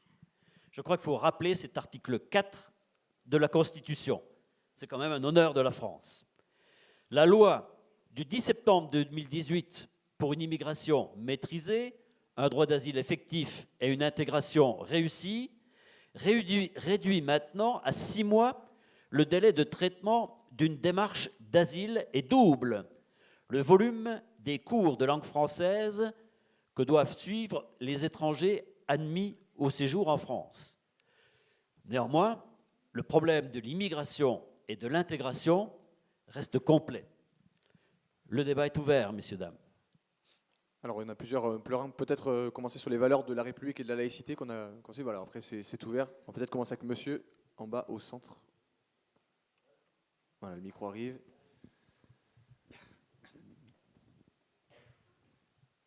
On vous écoute. Merci. Georges, je fais partie de l'association Asile Accueil 88. Et justement, je rebondis sur le thème de l'immigration, parce que nous sommes une association qui accueille les migrants. Et je voulais vous lire, pour 2 minutes, j'espère, ce qu'on a essayé de synthétiser, nous, par rapport au terrain, c'est-à-dire à l'accueil des migrants. On m'entend bien? Parce que je ne sais pas si... Oui, gardez bien juste le micro en face de vous. Alors, dans le cadre du grand débat, nous, en tant qu'association Asile Accueil 88 de Saint-Dié-des-Vosges, souhaitons aborder la question de l'immigration. Donc, je pensais ne pas pouvoir intervenir puisque le thème n'était pas axé là-dessus. Mais voilà.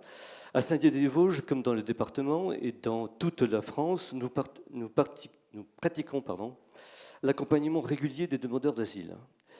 Nous avons à cœur de demander que soit respectée la Déclaration universelle des droits de l'homme et particulièrement son article 1. Toute personne a le droit de circuler librement et de choisir sa résidence à l'intérieur d'un État.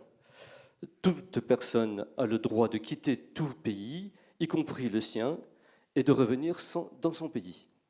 De même, l'article 4 que vous avez énoncé, tout homme persécuté en raison de son action en faveur de la liberté a droit d'asile sur le territoire de la République. Alors, nous affirmons que ces 2 articles ne sont pas pris en compte et de façon adéquate dans la dernière loi du 1er août 2018 et dans la réalité du terrain. La France n'admet par année que 0,4% de sa population en demandeurs d'asile, alors que l'Europe en accueille 0,8%. Les chiffres représentent une personne accueillie pour 1000 Français. Il n'existe donc pas de crise migratoire. Nous sommes dans une crise de l'accueil dont les États portent la responsabilité. Nous ne pouvons admettre un recul de la dignité, des droits et des libertés. Les réfugiés demandeurs d'asile viennent à nos frontières au péril de leur vie, rechercher aide et assistance, fuyant la guerre, les systèmes mafieux et la misère et peut-être la mort qui l'accompagnent. Attention, monsieur, vous avez déjà dépassé les 2 minutes. Je dis juste ce que nous demandons, pour être plus allez-y, concret. Donnez vos propositions. Un accueil digne des demandeurs d'asile, la suppression de la procédure Dublin, la suppression de notions arbitraires de pays sûrs. Je prends un exemple, les pays des Balkans considérés comme pays sûrs, mais dont le demandeur d'adhésion à l'Europe est refusé au motif de l'insuffisance des droits dans ces pays. Donc nous demandons aussi l'abolition totale de délits de solidarité. Nous demandons la mise en place de l'apprentissage du français dès l'arrivée des migrants sur le sol français, et non pas, comme vous l'avez dit, et de tout au long de leur séjour en France. L'ouverture du droit au travail. En effet, les migrants demandent, et au plus tôt, de s'assumer, eux et leurs familles, par le travail. Et l'abolition des circulaires Cazeneuve, Collomb et Castaner.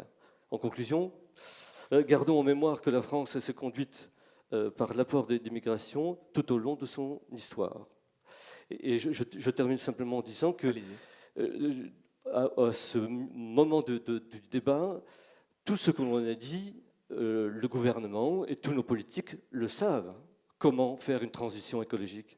Comment faire des choses pour que la vie quotidienne s'améliore? Donc, ce que je demande aussi, c'est qu'on demande aux gens de participer à une décision, par exemple sur les migrants. Il y a beaucoup d'associations en France qui ont cette compétence, pourquoi pas agir concrètement dans chaque village, dans chaque ville, là-dessus. Merci beaucoup. Merci monsieur, merci. On vous a laissé dépasser un petit peu, mais c'est bien normal, on va pas être rigide. On va prendre peut-être monsieur là-haut. Restons, si vous voulez bien, sur le thème de l'immigration, puisque nous sommes partis là-dessus. Bonsoir, je m'appelle Sébastien Régnier, je suis aussi de tout cœur avec les Gilets jaunes. Je voulais faire d'abord un petit rappel historique et notre place ici. Regardez bien le micro juste tout près de l'air, parfait. C'est mieux comme ça? Bon, super. Donc la France, c'est pas n'importe quel pays, c'est un pays qui, à travers son histoire, à travers les rois catholiques, a inspiré le monde, à travers la République, a aussi donné beaucoup d'espoir. Et aujourd'hui, c'est la première puissance en termes de soft power, donc c'est la culture. Et en 2050, la langue française, ça sera la langue la plus parlée au monde. Donc le poids de la France, il est mondial, il est considérable. Et quand de quelques personnes qui postent des vidéos, qui partagent, qu'on a des centaines de milliers de gens avec des gilets jaunes et des millions de gens qui sont des gilets jaunes de cœur, c'est un message au monde entier de gens qui disent non à la mondialisation folle, absurde et les lois dingues. C'est pas anodin. Et aussi, ce qui est très intéressant, c'est ce qui émerge de ce mouvement. Et effectivement, le RIC, c'est un moyen de s'en sortir par le haut. Les gens sont de mieux en mieux éduqués. Il y a Internet qui propage les informations. C'est de plus en plus fluide et clair. Donc je pense que c'est une bonne solution. Le seul problème, c'est que la Constitution française est en dessous des lois européennes. Donc ça va poser d'autres questions. Donc ça aussi, c'est une notion à garder. Et aussi, on parle beaucoup du Comment vous pouvez le dire? Pardon? Comment vous pouvez le dire? Attendez, je termine, après vous réagirez si vous voulez, d'accord? Donc il y a aussi la notion d'économie à prendre en compte, où actuellement on nous dit, oui, mais si on supprime des millions de fonctionnaires, si on baisse des budgets, c'est parce qu'on a une dette, etc., etc.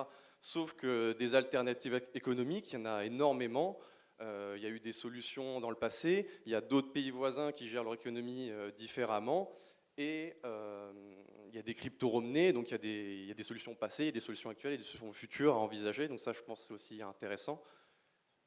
Pour terminer, parce que ça passe vite, pour terminer, je dirais que je n'ai pas de solution technique à proposer, mais j'ai des solutions, on va dire, de principe. C'est-à-dire qu'effectivement, j'ai deux principes à proposer, très simples. Le premier principe, c'est que non, la démocratie représentative, c'est pas suffisant, on en veut plus de démocratie directe, ça c'est le premier principe. Et non, on ne va pas accepter de vivre de moins en moins bien, au contraire, on veut vivre de mieux en mieux. Il y a plein d'alternatives, donc on s'y mette et qu'on travaille dessus. Voilà. Merci beaucoup.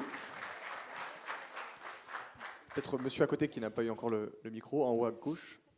Oui, Gérard, retraité, donc moi j'ai deux groupes de propositions à faire qui s'appuient chacune d'entre elles sur deux grands principes. Le premier principe, c'est que la politique n'est pas un métier, mais un service civique et de citoyenneté active. Le deuxième, c'est qu'à côté, on vient d'en parler, de la démocratie représentative d'élus, doit exister une démocratie participative de citoyens. De ces deux grands principes, premier groupe de propositions, qui réaliseront certainement des économies substantielles pour le budget de l'État. Suppression du Sénat.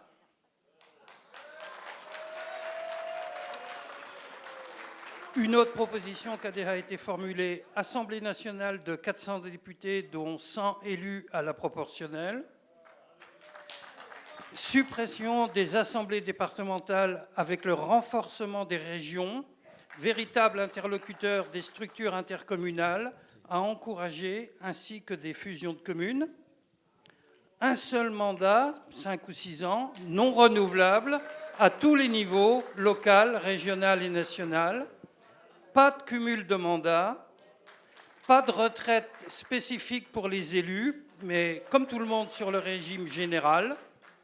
Les avantages liés à la fonction prennent fin à l'expiration du mandat. Et enfin, la reconnaissance du vote blanc. En ce qui concerne des propositions pour une citoyenneté active et partagée, il vous reste juste éducative et responsable, création de conseils citoyens décentralisés, un par région, composé de 200 citoyens tirés au sort, représentatifs de la population selon les critères sexe, âge, catégorie socio-professionnelle, urbain, rural, non rémunérés, en conservant leur statut professionnel et leur salaire, en bénéficiant d'heures de délégation, remboursées bien sûr aux entreprises par l'État, ainsi que le remboursement de frais réels. Pour un mandat d'1 an non renouvelable et ayant pour mission examiner et donner un avis en amont sur les projets de loi et aménagements émis par l'exécutif régional ou national, qui garde en dernier ressort, bien évidemment, la décision finale que la légitimité élective lui assure. Émettre des idées et faire des propositions, initier des référendums sur les grands projets et aménagements au niveau régional ou national, selon une procédure à déterminer. Champ d'action, quota de signature, validité. Et enfin, favoriser l'implication des citoyens au niveau local par la constitution de comités sur tous les sujets favorisant la participation citoyenne. Merci. Merci à vous. Alors, on avait juste quelqu'un en haut à gauche qui demandait le micro là-bas, s'il vous plaît. Qui lève la main depuis tout à l'heure. Voilà, ça arrive.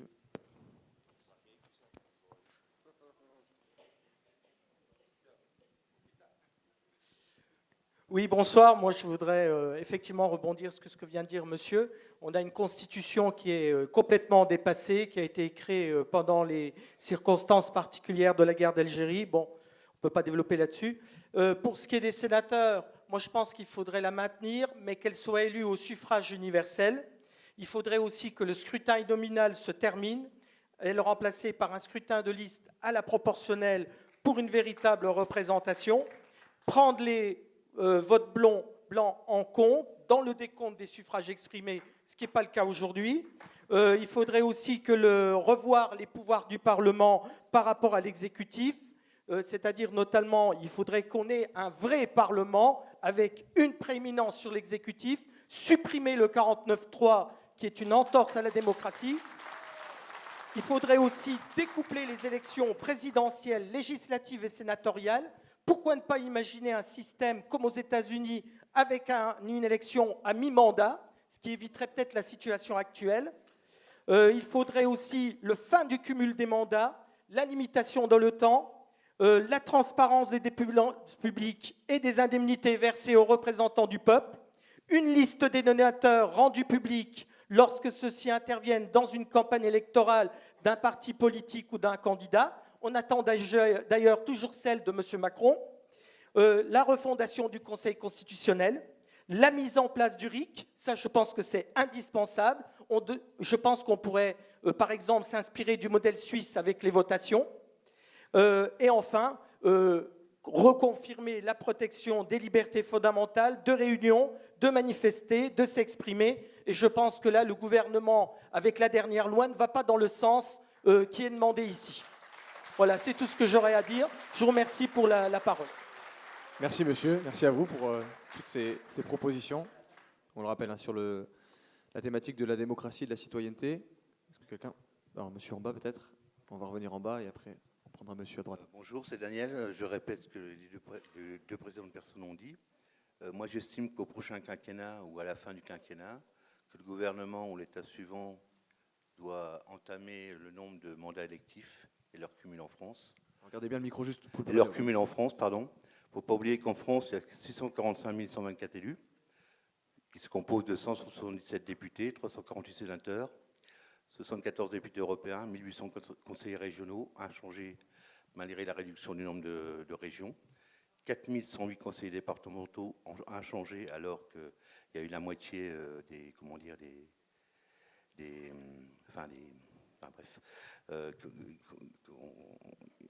qui ont été déduits, 36 000 maires, 521 661 conseillers municipaux, sans compter les élus intercommunaux, 80 400. Moi, je suis pour la baisse du nombre de parlementaires, bien sûr. D'ailleurs, 2019, comme on l'avait dit, doit voir le jour d'une loi institutionnelle limitant le nombre de députés mais de sénateurs, mais il faut l'accord des 3/5 des deux chambres, des élus. Pour renouveler la démocratie, un député ne doit faire que 3 mandats, consécutifs ou pas. Nous avons le cas à Saint-Dié. Depuis 1978 à 2019, c'est Cherpion-Pierret, Pierret-Cherpion. Donc il serait grand temps de changer ça. Diminuer le nombre de conseillers dans les grandes villes. Fusionner les communes de moins de 5 000 habitants, je dis bien de moins de 5 000 habitants, avec d'ici 2025-2030, 10 000 super-communes de 5 000 habitants. Cette refonte de la carte communale s'accompagnerait d'une suppression de l'échelon intercommunal, donc encore des économies. Cela permettrait aussi, pour éviter les cumuls, de renforcer l'indemnisation des conseils municipaux pour éviter d'inciter les élus à cumuler des mandats, à 60% d'élus qui cumulent des mandats en France. Réduire les conseils régionaux, de les passer de 1880 à 660. Pourquoi? Parce que les conseils régionaux, il y en a quand même moins par rapport à il y a 4 ans, soit une 50aine par région, et les conseils départementaux, parce qu'il y a moins de cantons, comme je disais tout à l'heure. Avec cette telle réforme qui demandera beaucoup de courage politique, car à côté, bien sûr, il y a la lobby du Sénat. Il ne faut pas oublier que le Sénat est élu par les élus locaux, dont les maires. Si on supprime les maires, ils ne sont pas d'accord. Essayez de conclure juste rapidement, voilà, vous avez dépassé Comment un peu plus. Vous avez juste dépassé les 2 minutes. Voilà. Essayez de conclure si possible.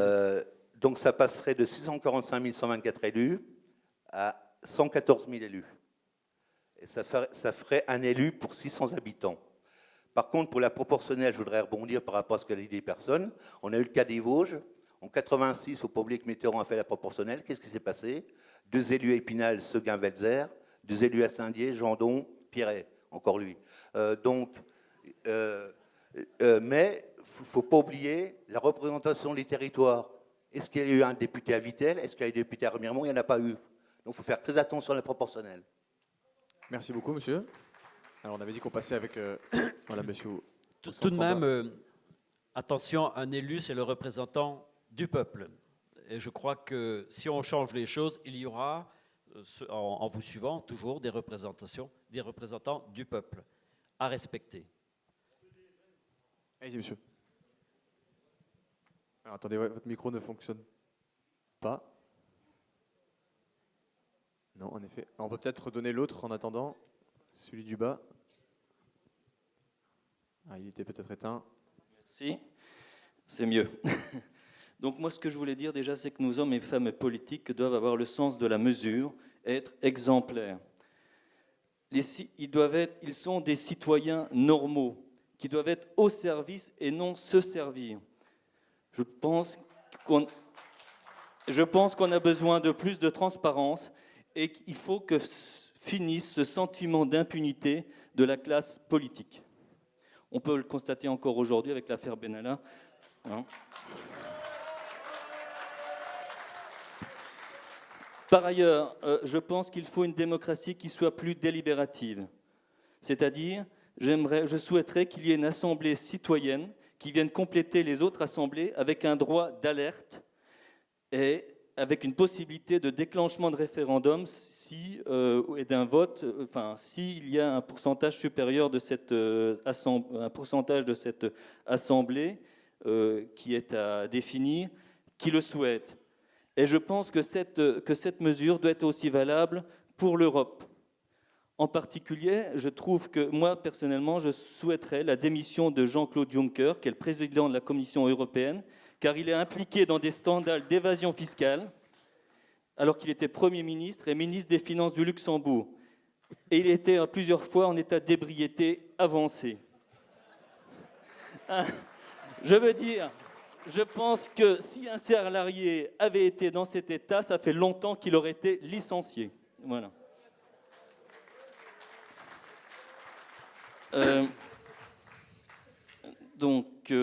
Pour ce qui est effectivement reconnaissance du vote blanc, éventuellement un référendum de mi-mandat,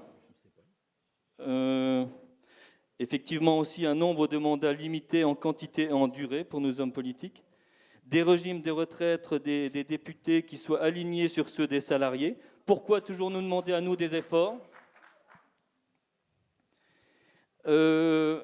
Effectivement, je souhaite que le président de la République soit protégé, effectivement peut-être l'équivalent d'un mandat après après sa fin de mandat, mais pas plus.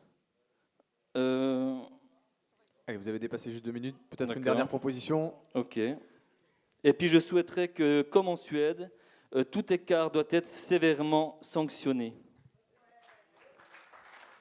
Merci. Bien. Merci, monsieur. Je vais redonner le micro. Nous restons dans le fonctionnement de la politique, finalement. Est-ce que quelqu'un veut encore prendre la parole? Monsieur en haut, allez-y. Et tout de même, les attaques personnelles, faisons attention, ça peut aussi déraper. Et voilà, restons en dehors des attaques personnelles. Allez-y, monsieur, allez-y. Donc, rebonjour. Alors, en ce qui concerne la démocratie et la citoyenneté, je pense que l'enjeu principal, c'est que le peuple reprenne le pouvoir et décide à nouveau. Parce que, notamment, par exemple, sur l'interdiction du glyphosate, si on demande au peuple, je suis certain, si on fait un référendum d'initiative citoyenne demain sur l'interdiction du glyphosate, vous pouvez être sûr qu'il va être interdit. Si on demande aux citoyens, demain, on fait un référendum d'initiative citoyenne, on leur demande s'ils veulent plus de transports en commun, que ce soit en territoire urbain ou dans les territoires ruraux, je suis sûr qu'ils diront oui, ça doit être une priorité nationale. C'est absolument certain. Et qu'est-ce qu'on entend de la part de nos politiques aujourd'hui? Oh, ben non, le RIC, on ne veut pas. Hein. Le RIC me hérisse. Mais à part ça, il n'y a absolument aucun argument. Alors, moi, je voudrais interpeller aujourd'hui, là, tout de suite, M. David Valence, puisqu'il est dans la salle, et je voudrais lui proposer... Il n'est pas là pour ça, hein. Je voudrais lui proposer d'organiser un vrai débat, parce qu'aujourd'hui, on discute, c'est bien, on donne tous nos idées, mais on a tous l'impression, et là, je pense que je peux parler au nom de tous, que toutes ces belles idées vont finir à la poubelle. Et donc, je demande, par contre, on remarque aussi que le plus grand spécialiste, celui qui réfléchit à la question depuis des années, depuis des dizaines d'années, c'est-à-dire M. Étienne Chouard, n'est jamais invité. N'est jamais invité et personne n'ose le confronter. Donc je voudrais demander à M. David Valence d'organiser, j'imagine très bien, un débat qui soit télévisé à la Tour de la Liberté. Ce serait un très beau symbole à Saint-Dié qui opposerait M. Étienne Chouard à un opposant. Luc Ferry, par exemple. Bon. Étienne Chouard, Luc Ferry, ou tout intellectuel qui se dirait opposé au RIC, peut-être même plusieurs. Monsieur, voilà, c'est une proposition que je fais à M. Vous avez dépassé David Valence. les 2 minutes et vous tombez dans l'interpellation vraiment personnelle. Non, non, j'interpelle un élu qui organise un grand débat, monsieur. Est-ce que quelqu'un veut rebondir sur la question encore du fonctionnement de la République? Oui, je viens juste d'arriver, alors je sais pas, j'entends que vous avez déjà beaucoup parlé du RIC, mais effectivement, j'avais prévu une intervention sur le RIC. Donc le RIC est un épouvantail aujourd'hui pour nos présidents qui craignent le peuple. Mais cela est tout à fait incohérent avec l'article 2 de notre Constitution qui énonce « gouverner par le peuple, gouvernement du peuple, par le peuple et pour le peuple ». Donc Nicolas Sarkozy s'est ouvertement moqué de nous en 2005 en ne répondant pas, enfin en nous imposant sa vue en 2007, comme tout le monde le sait.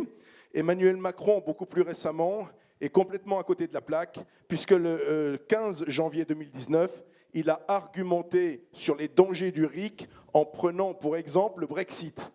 Or, ce dernier n'est pas d'initiative citoyenne, comme tout le monde le sait, c'est une initiative du Premier ministre britannique.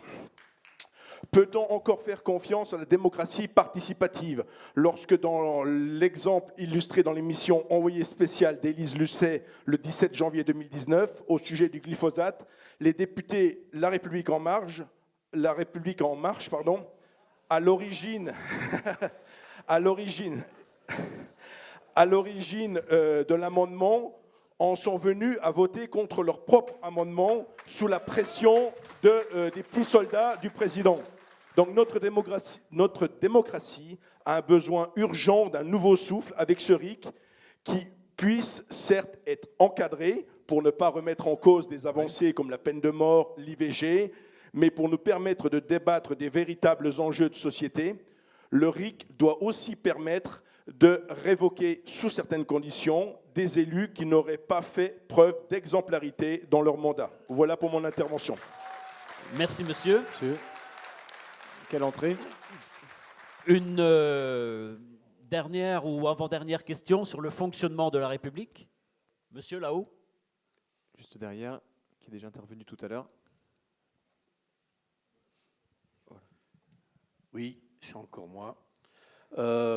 Donc Christophe, chef de chantier en caténaire. Toujours mal, hein, le micro.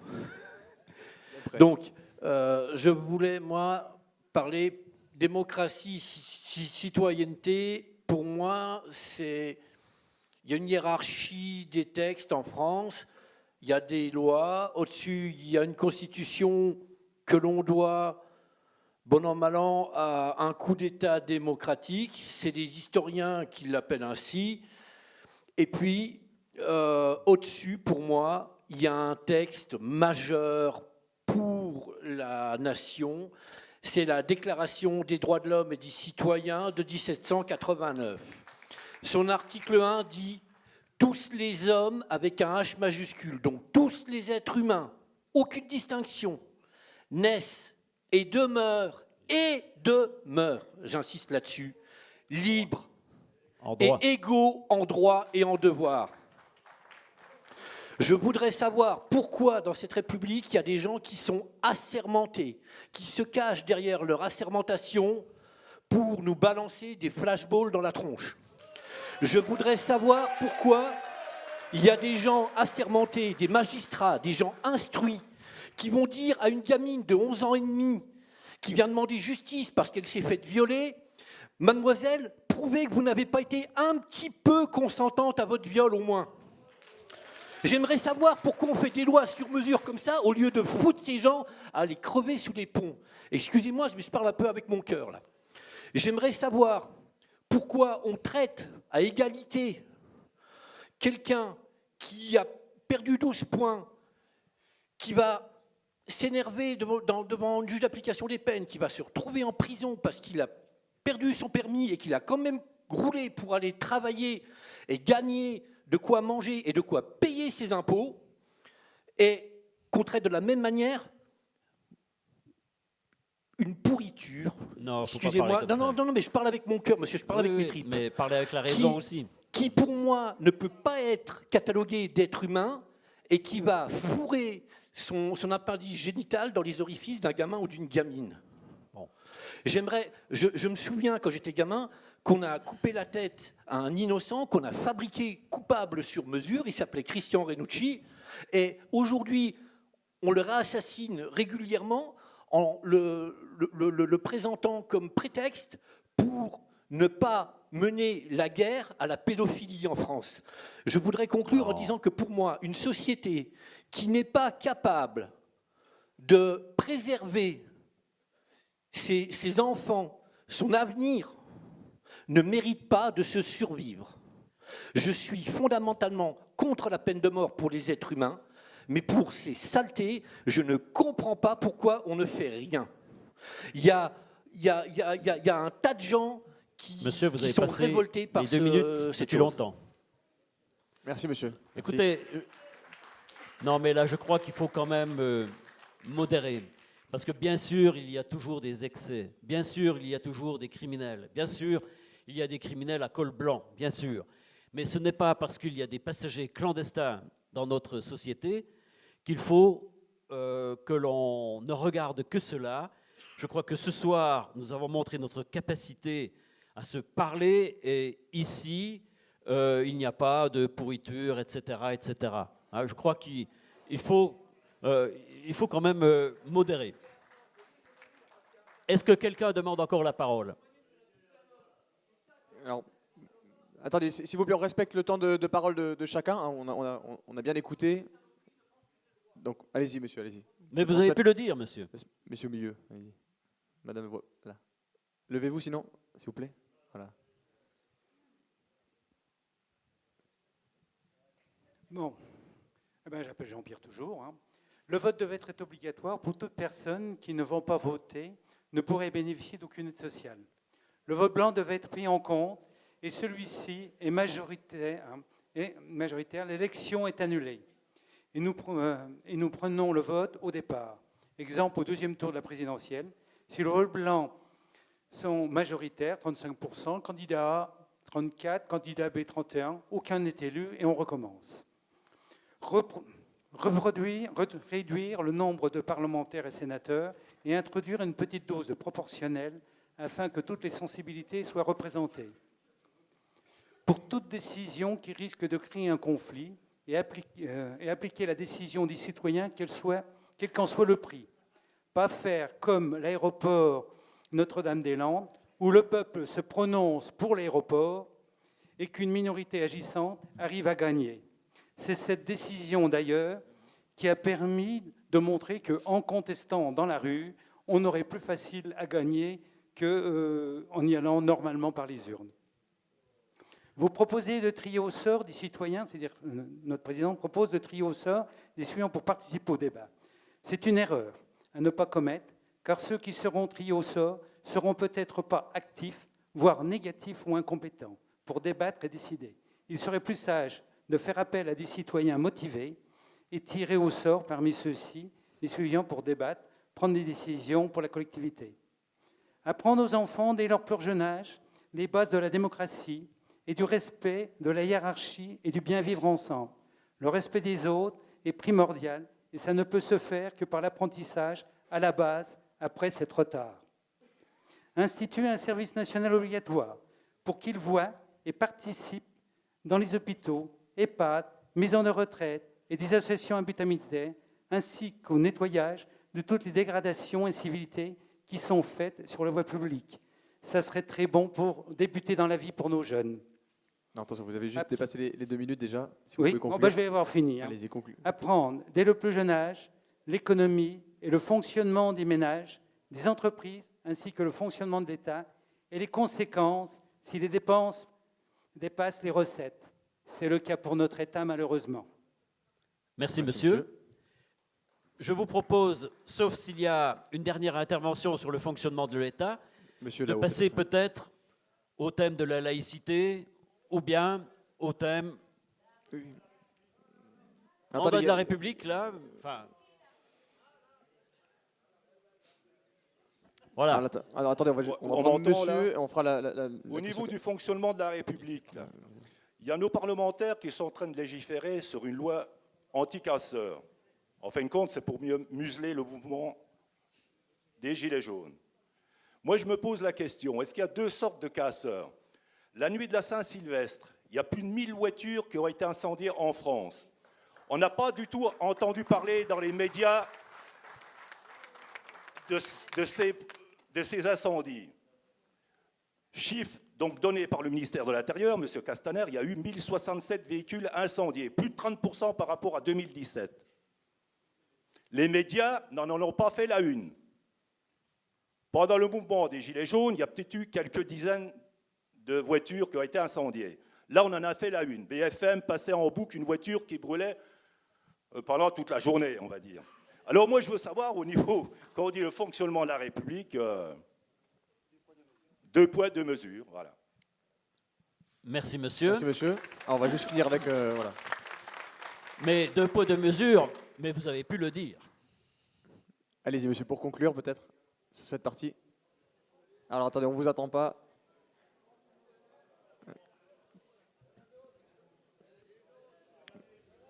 Alors, pour l'instant, on n'a pas vu d'autres personnes lever la main. Donc, vous vous levez, qu'on vous voit bien. Hein. Voilà, n'hésitez pas. Si on ne vous voit pas, peut-être, n'hésitez pas à vous lever. Voilà, si ça se peut qu'on ne vous voit pas forcément, donc n'hésitez pas à vous lever et bien lever la main. Oui, alors je suis pour la diminution des élus, de toute façon. Autre chose, tous les élus de la nation doivent avoir un casier judiciaire vierge en cours ou durant son mandat. Ils doivent être démis de leurs fonctions et ne doivent plus se présenter comme personnalité politique ou responsable industriel. Voilà. Autre chose, suppression de l'ENA.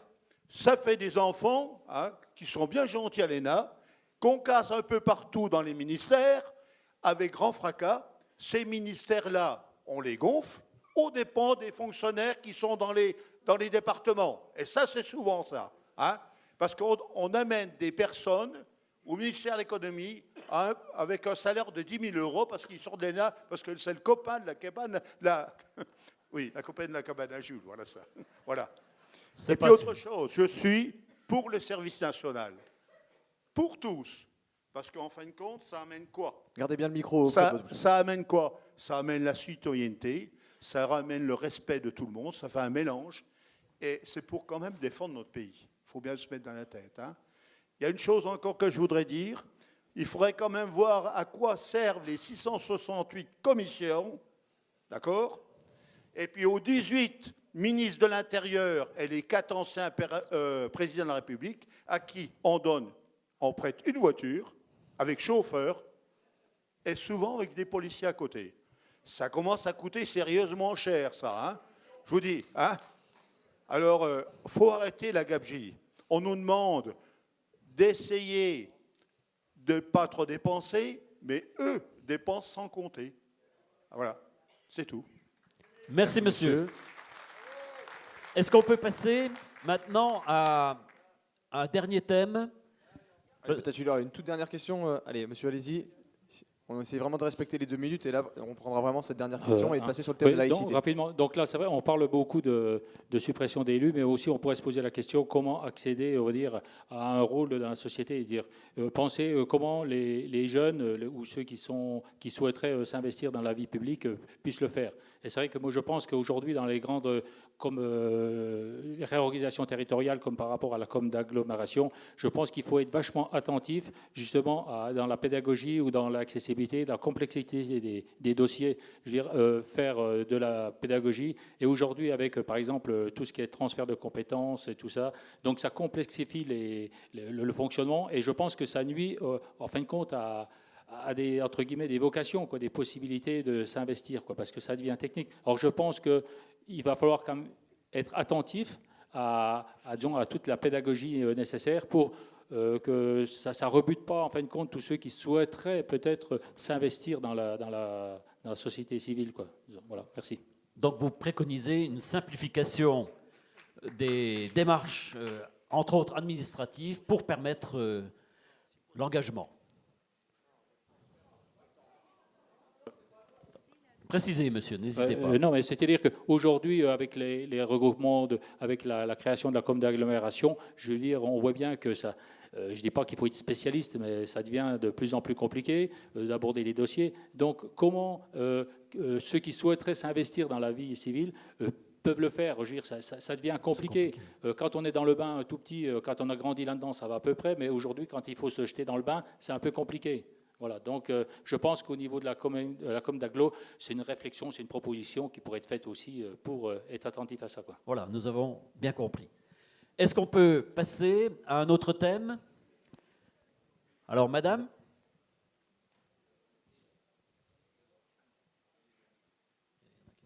C'est juste pour rebondir à ce que disait Gérard, c'est donc sur le socle de la démocratie. Et donc bien préserver donc, le socle communal dans la démocratie, parce qu'aujourd'hui, effectivement, avec les échelons supplémentaires que sont les communautés d'agglomération, eh bien, on éloigne de plus en plus ce citoyen de la vie politique et de la politique de la ville. Donc revenir donc, à l'essentiel, à remettre les communes au centre de la politique et de la démocratie. Merci madame. Merci madame. Alors, on a monsieur qui... On prendra monsieur en bas, s'il vous plaît. Voilà, on a 2 questions juste en dessous. Allez-y. Allez-y, monsieur. On ne pourra pas explorer de toute façon tous les thématiques certainement après, parce que ça fait déjà plus d'une demi-heure qu'on est sur le 2e thème. Donc, et il nous reste quelques minutes, hein, il nous reste 10 minutes. Mais allez-y, monsieur. Jean-Louis Vineau, Organisation de l'État. Il y a plusieurs personnes qui me connaissent dans l'Assemblée. Regardez bien, juste le micro bien près de la bouche, sinon on ne vous entendra pas. Oui, puisque nous sommes filmés, je m'adresse carrément au ministre de l'Éducation nationale. J'ai été fonctionnaire du 1er septembre 1990 au 18 juillet dernier. J'ai été licencié pour insuffisance professionnelle le 18 juillet dernier.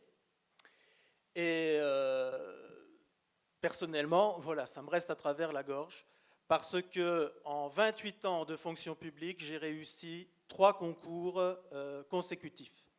J'ai eu mon CAPES d'histoire géo en 1990, j'ai eu mon secrétaire d'administration en 2004, j'ai eu mon attaché d'administration en 2008, et en 2018, au bout de 3 années de menaces de licenciement pour motif de mauvaise formation à la comptabilité, eh bien, j'ai reçu un beau jour de juillet, n'est-ce pas, ma lettre de licenciement pour insuffisance professionnelle. Cette image du fonctionnaire de la garantie de l'emploi à vie, eh bien, je suis une exception vivante, n'est-ce pas, sous prétexte que je n'ai pas su me former à la comptabilité. L'État est un très mauvais formateur, est un très mauvais patron et par ailleurs également un très mauvais payeur. Moi, j'ai bossé pour réussir mes 3 concours. Quelque part, je me voyais, comment dirais-je, je me voyais garantie d'emploi jusqu'à la retraite. J'ai 53 ans, je vais à Pôle emploi depuis le mois d'août. Je dis non. Ce licenciement que j'ai reçu le 18 juillet, on nous demande à nous Français de refuser la violence. Ce licenciement, je l'ai pris comme une violence. C'est scandaleux. Merci, monsieur. Merci. On va repasser la parole à juste devant, s'il vous plaît. Monsieur qui avait ouvert le débat tout à l'heure sur la première thématique. Oui, je ne me lève pas cette fois-ci. Moi, je voulais parler de l'immigration. Je suis issu de l'immigration. Mon père est malgache, est né à Madagascar. Il est venu en 82. Et ma mère est vosgienne, elle est née à Épinal. Je voulais dire que déjà, le métissage, c'est difficile. C'est, comment dire, on est ici, je suis français, mais avec un chromosome, avec un os dans le nez. Et là-bas, on m'appelle le blanc.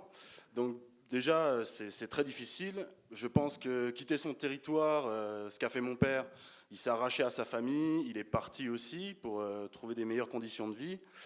Je ne suis pas pour l'immigration. Comme je dis, c'est très difficile pour les métis, c'est très difficile pour les gens qui quittent leur territoire. Je pense que les gens devraient pouvoir vivre décemment où ils sont. Il y a des problèmes, on dit souvent qu'il y a des problèmes internes, c'est vrai, de corruption, etc. Mais pour qu'il y ait des gens corrompus, il faut qu'il y ait des corrupteurs. On parle de pillage de l'Afrique, je suis plutôt d'accord là-dessus. Comment dire c'est-à-dire que si les Africains mettent la main sur leurs ressources naturelles, l'uranium, parce que c'est un continent très riche, il y aurait beaucoup d'États occidentaux qui seraient en grande difficulté. Si on pourrait imposer les prix de nos matières premières, ce serait très très difficile pour beaucoup de nations de subvenir à leurs besoins. On voit bien avec le cobalt au Congo, etc. L'accueil des migrants, pour moi, c'est un peu un pansement sur une jambe de bois. Je pense qu'il faut s'attaquer aux causes profondes de l'immigration, c'est-à-dire que les gens ne peuvent pas vivre décemment dans leur pays d'origine. Et il faut vraiment demander aux décideurs de faire des choses pour que les gens puissent rester chez eux et vivre correctement chez eux et qu'ils n'aient pas à quitter leur territoire pour revivre mieux. Voilà. Merci beaucoup. Merci, monsieur. Alors, on va aller en haut pour changer un petit peu. Monsieur, qui est déjà parti. Ce sera la dernière question. Là, je vais peut-être froisser certaines mondes. Pourquoi faire le nombre de partis entre l'extrême droite et l'extrême gauche? C'est pas sérieux. Diviser pour mieux régner. Bon, après, arriver à un moment, bientôt n'importe qui. Il y a le parti des chasseurs, le parti de ceci, le parti de cela. Ça va 5 minutes. Il faut arrêter les bêtises. Pourquoi faire le nombre de syndicats? C'est pas sérieux non plus. Il faut réfléchir car cette situation ne peut continuer. Discussion au sein des entreprises ingérables. Voilà, c'est tout. Merci. Il nous reste quelques minutes. Encore monsieur, allez-y, vous avez déjà le micro. Oui, bonsoir. Alors moi, j'aimerais pousser un petit coup de gueule aussi, puisque le gouvernement est censé, je crois, voir par la suite ces interventions. Pour dire, depuis le début du mouvement des Gilets jaunes, entre autres, nous n'avons rien obtenu. La plupart des citoyens sont dans une misère notable. que ça touche toutes les couches, hein, aussi bien les retraités que les travailleurs et tout le monde. Nous demandons une hausse du pouvoir d'achat. Aujourd'hui, on découvre qu'à partir de demain, des produits dans les supermarchés vont augmenter encore entre 6 et 9% pour certains. Ce que je trouve honnêtement scandaleux, puisque la hausse du pouvoir d'achat part dans le sens inverse. Ça, c'est une chose, ainsi que nous avions demandé une baisse aussi des taxes sur le carburant. Baisse qui aurait pu être compensée par une taxe exceptionnelle, enfin même taxe aux grands groupes pétroliers qui se gavent et qui ne payent même pas pour certains d'impôts en France. Donc ça n'aurait rien coûté à l'État, mais ça aurait permis au moins aux gens qui vont travailler de pouvoir faire leur plein à un tarif, on va dire, honnête. Voilà. Aujourd'hui, on se demande ce que cherche ce gouvernement.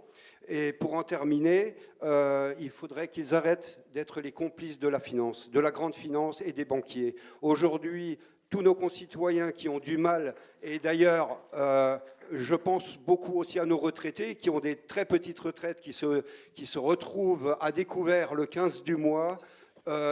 Écoutez, les banques leur font payer des agios. Comment voulez-vous que ces gens s'en sortent le mois d'après en devant payer des agios alors qu'ils n'y arrivent déjà pas en temps normal?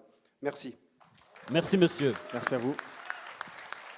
Bien, vous avez pu le dire, je ne suis pas sûr que les Gilets jaunes n'aient rien obtenu. Monsieur va apporter un complément d'information. Redonnez-lui la parole.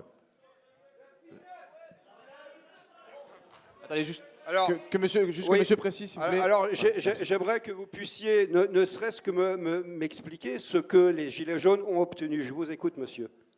Non, c'est moi qui vous donne la parole. Non, mais oui. c'est vous qui nous dites que nous avons obtenu quelque chose. Je vous demande quoi? Non, c'était une question. Voilà. Écoutez, voilà.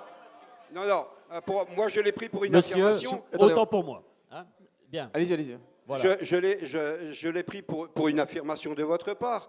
Aujourd'hui, le mouvement des Gilets jaunes, s'il avait été pris en compte dès le départ, au lieu de laisser pourrir la situation, croyez-moi que ce que moi j'appelle le réveil du volcan, puisque le volcan a grondé jusqu'en mois de décembre, ça s'est calmé un petit peu pour les causes que tout le monde comprend des fêtes de fin d'année. Moi j'avais prévenu, même par voie de presse chez certains journalistes, que le gouvernement devrait se méfier parce que le volcan risque de lui péter à la figure aujourd'hui. Bien. Eh bien, merci. Mes chers concitoyens, mes chères concitoyennes, d'abord, voilà, le temps est maintenant terminé. Écoutez, nous avons eu plus de 2 heures de débat. En tous les cas, je vous remercie pour votre courtoisie. Je crois que ce soir, même si on peut avoir des doutes sur la remontée, comme je l'ai entendu tout à l'heure, au moins, nous avons pu ensemble nous entretenir et montrer qu'à Saint-Dié-des-Vosges, nous pouvons nous parler et faire en sorte que le souci du vivre ensemble soit là. Merci, bonne soirée. Merci à tous.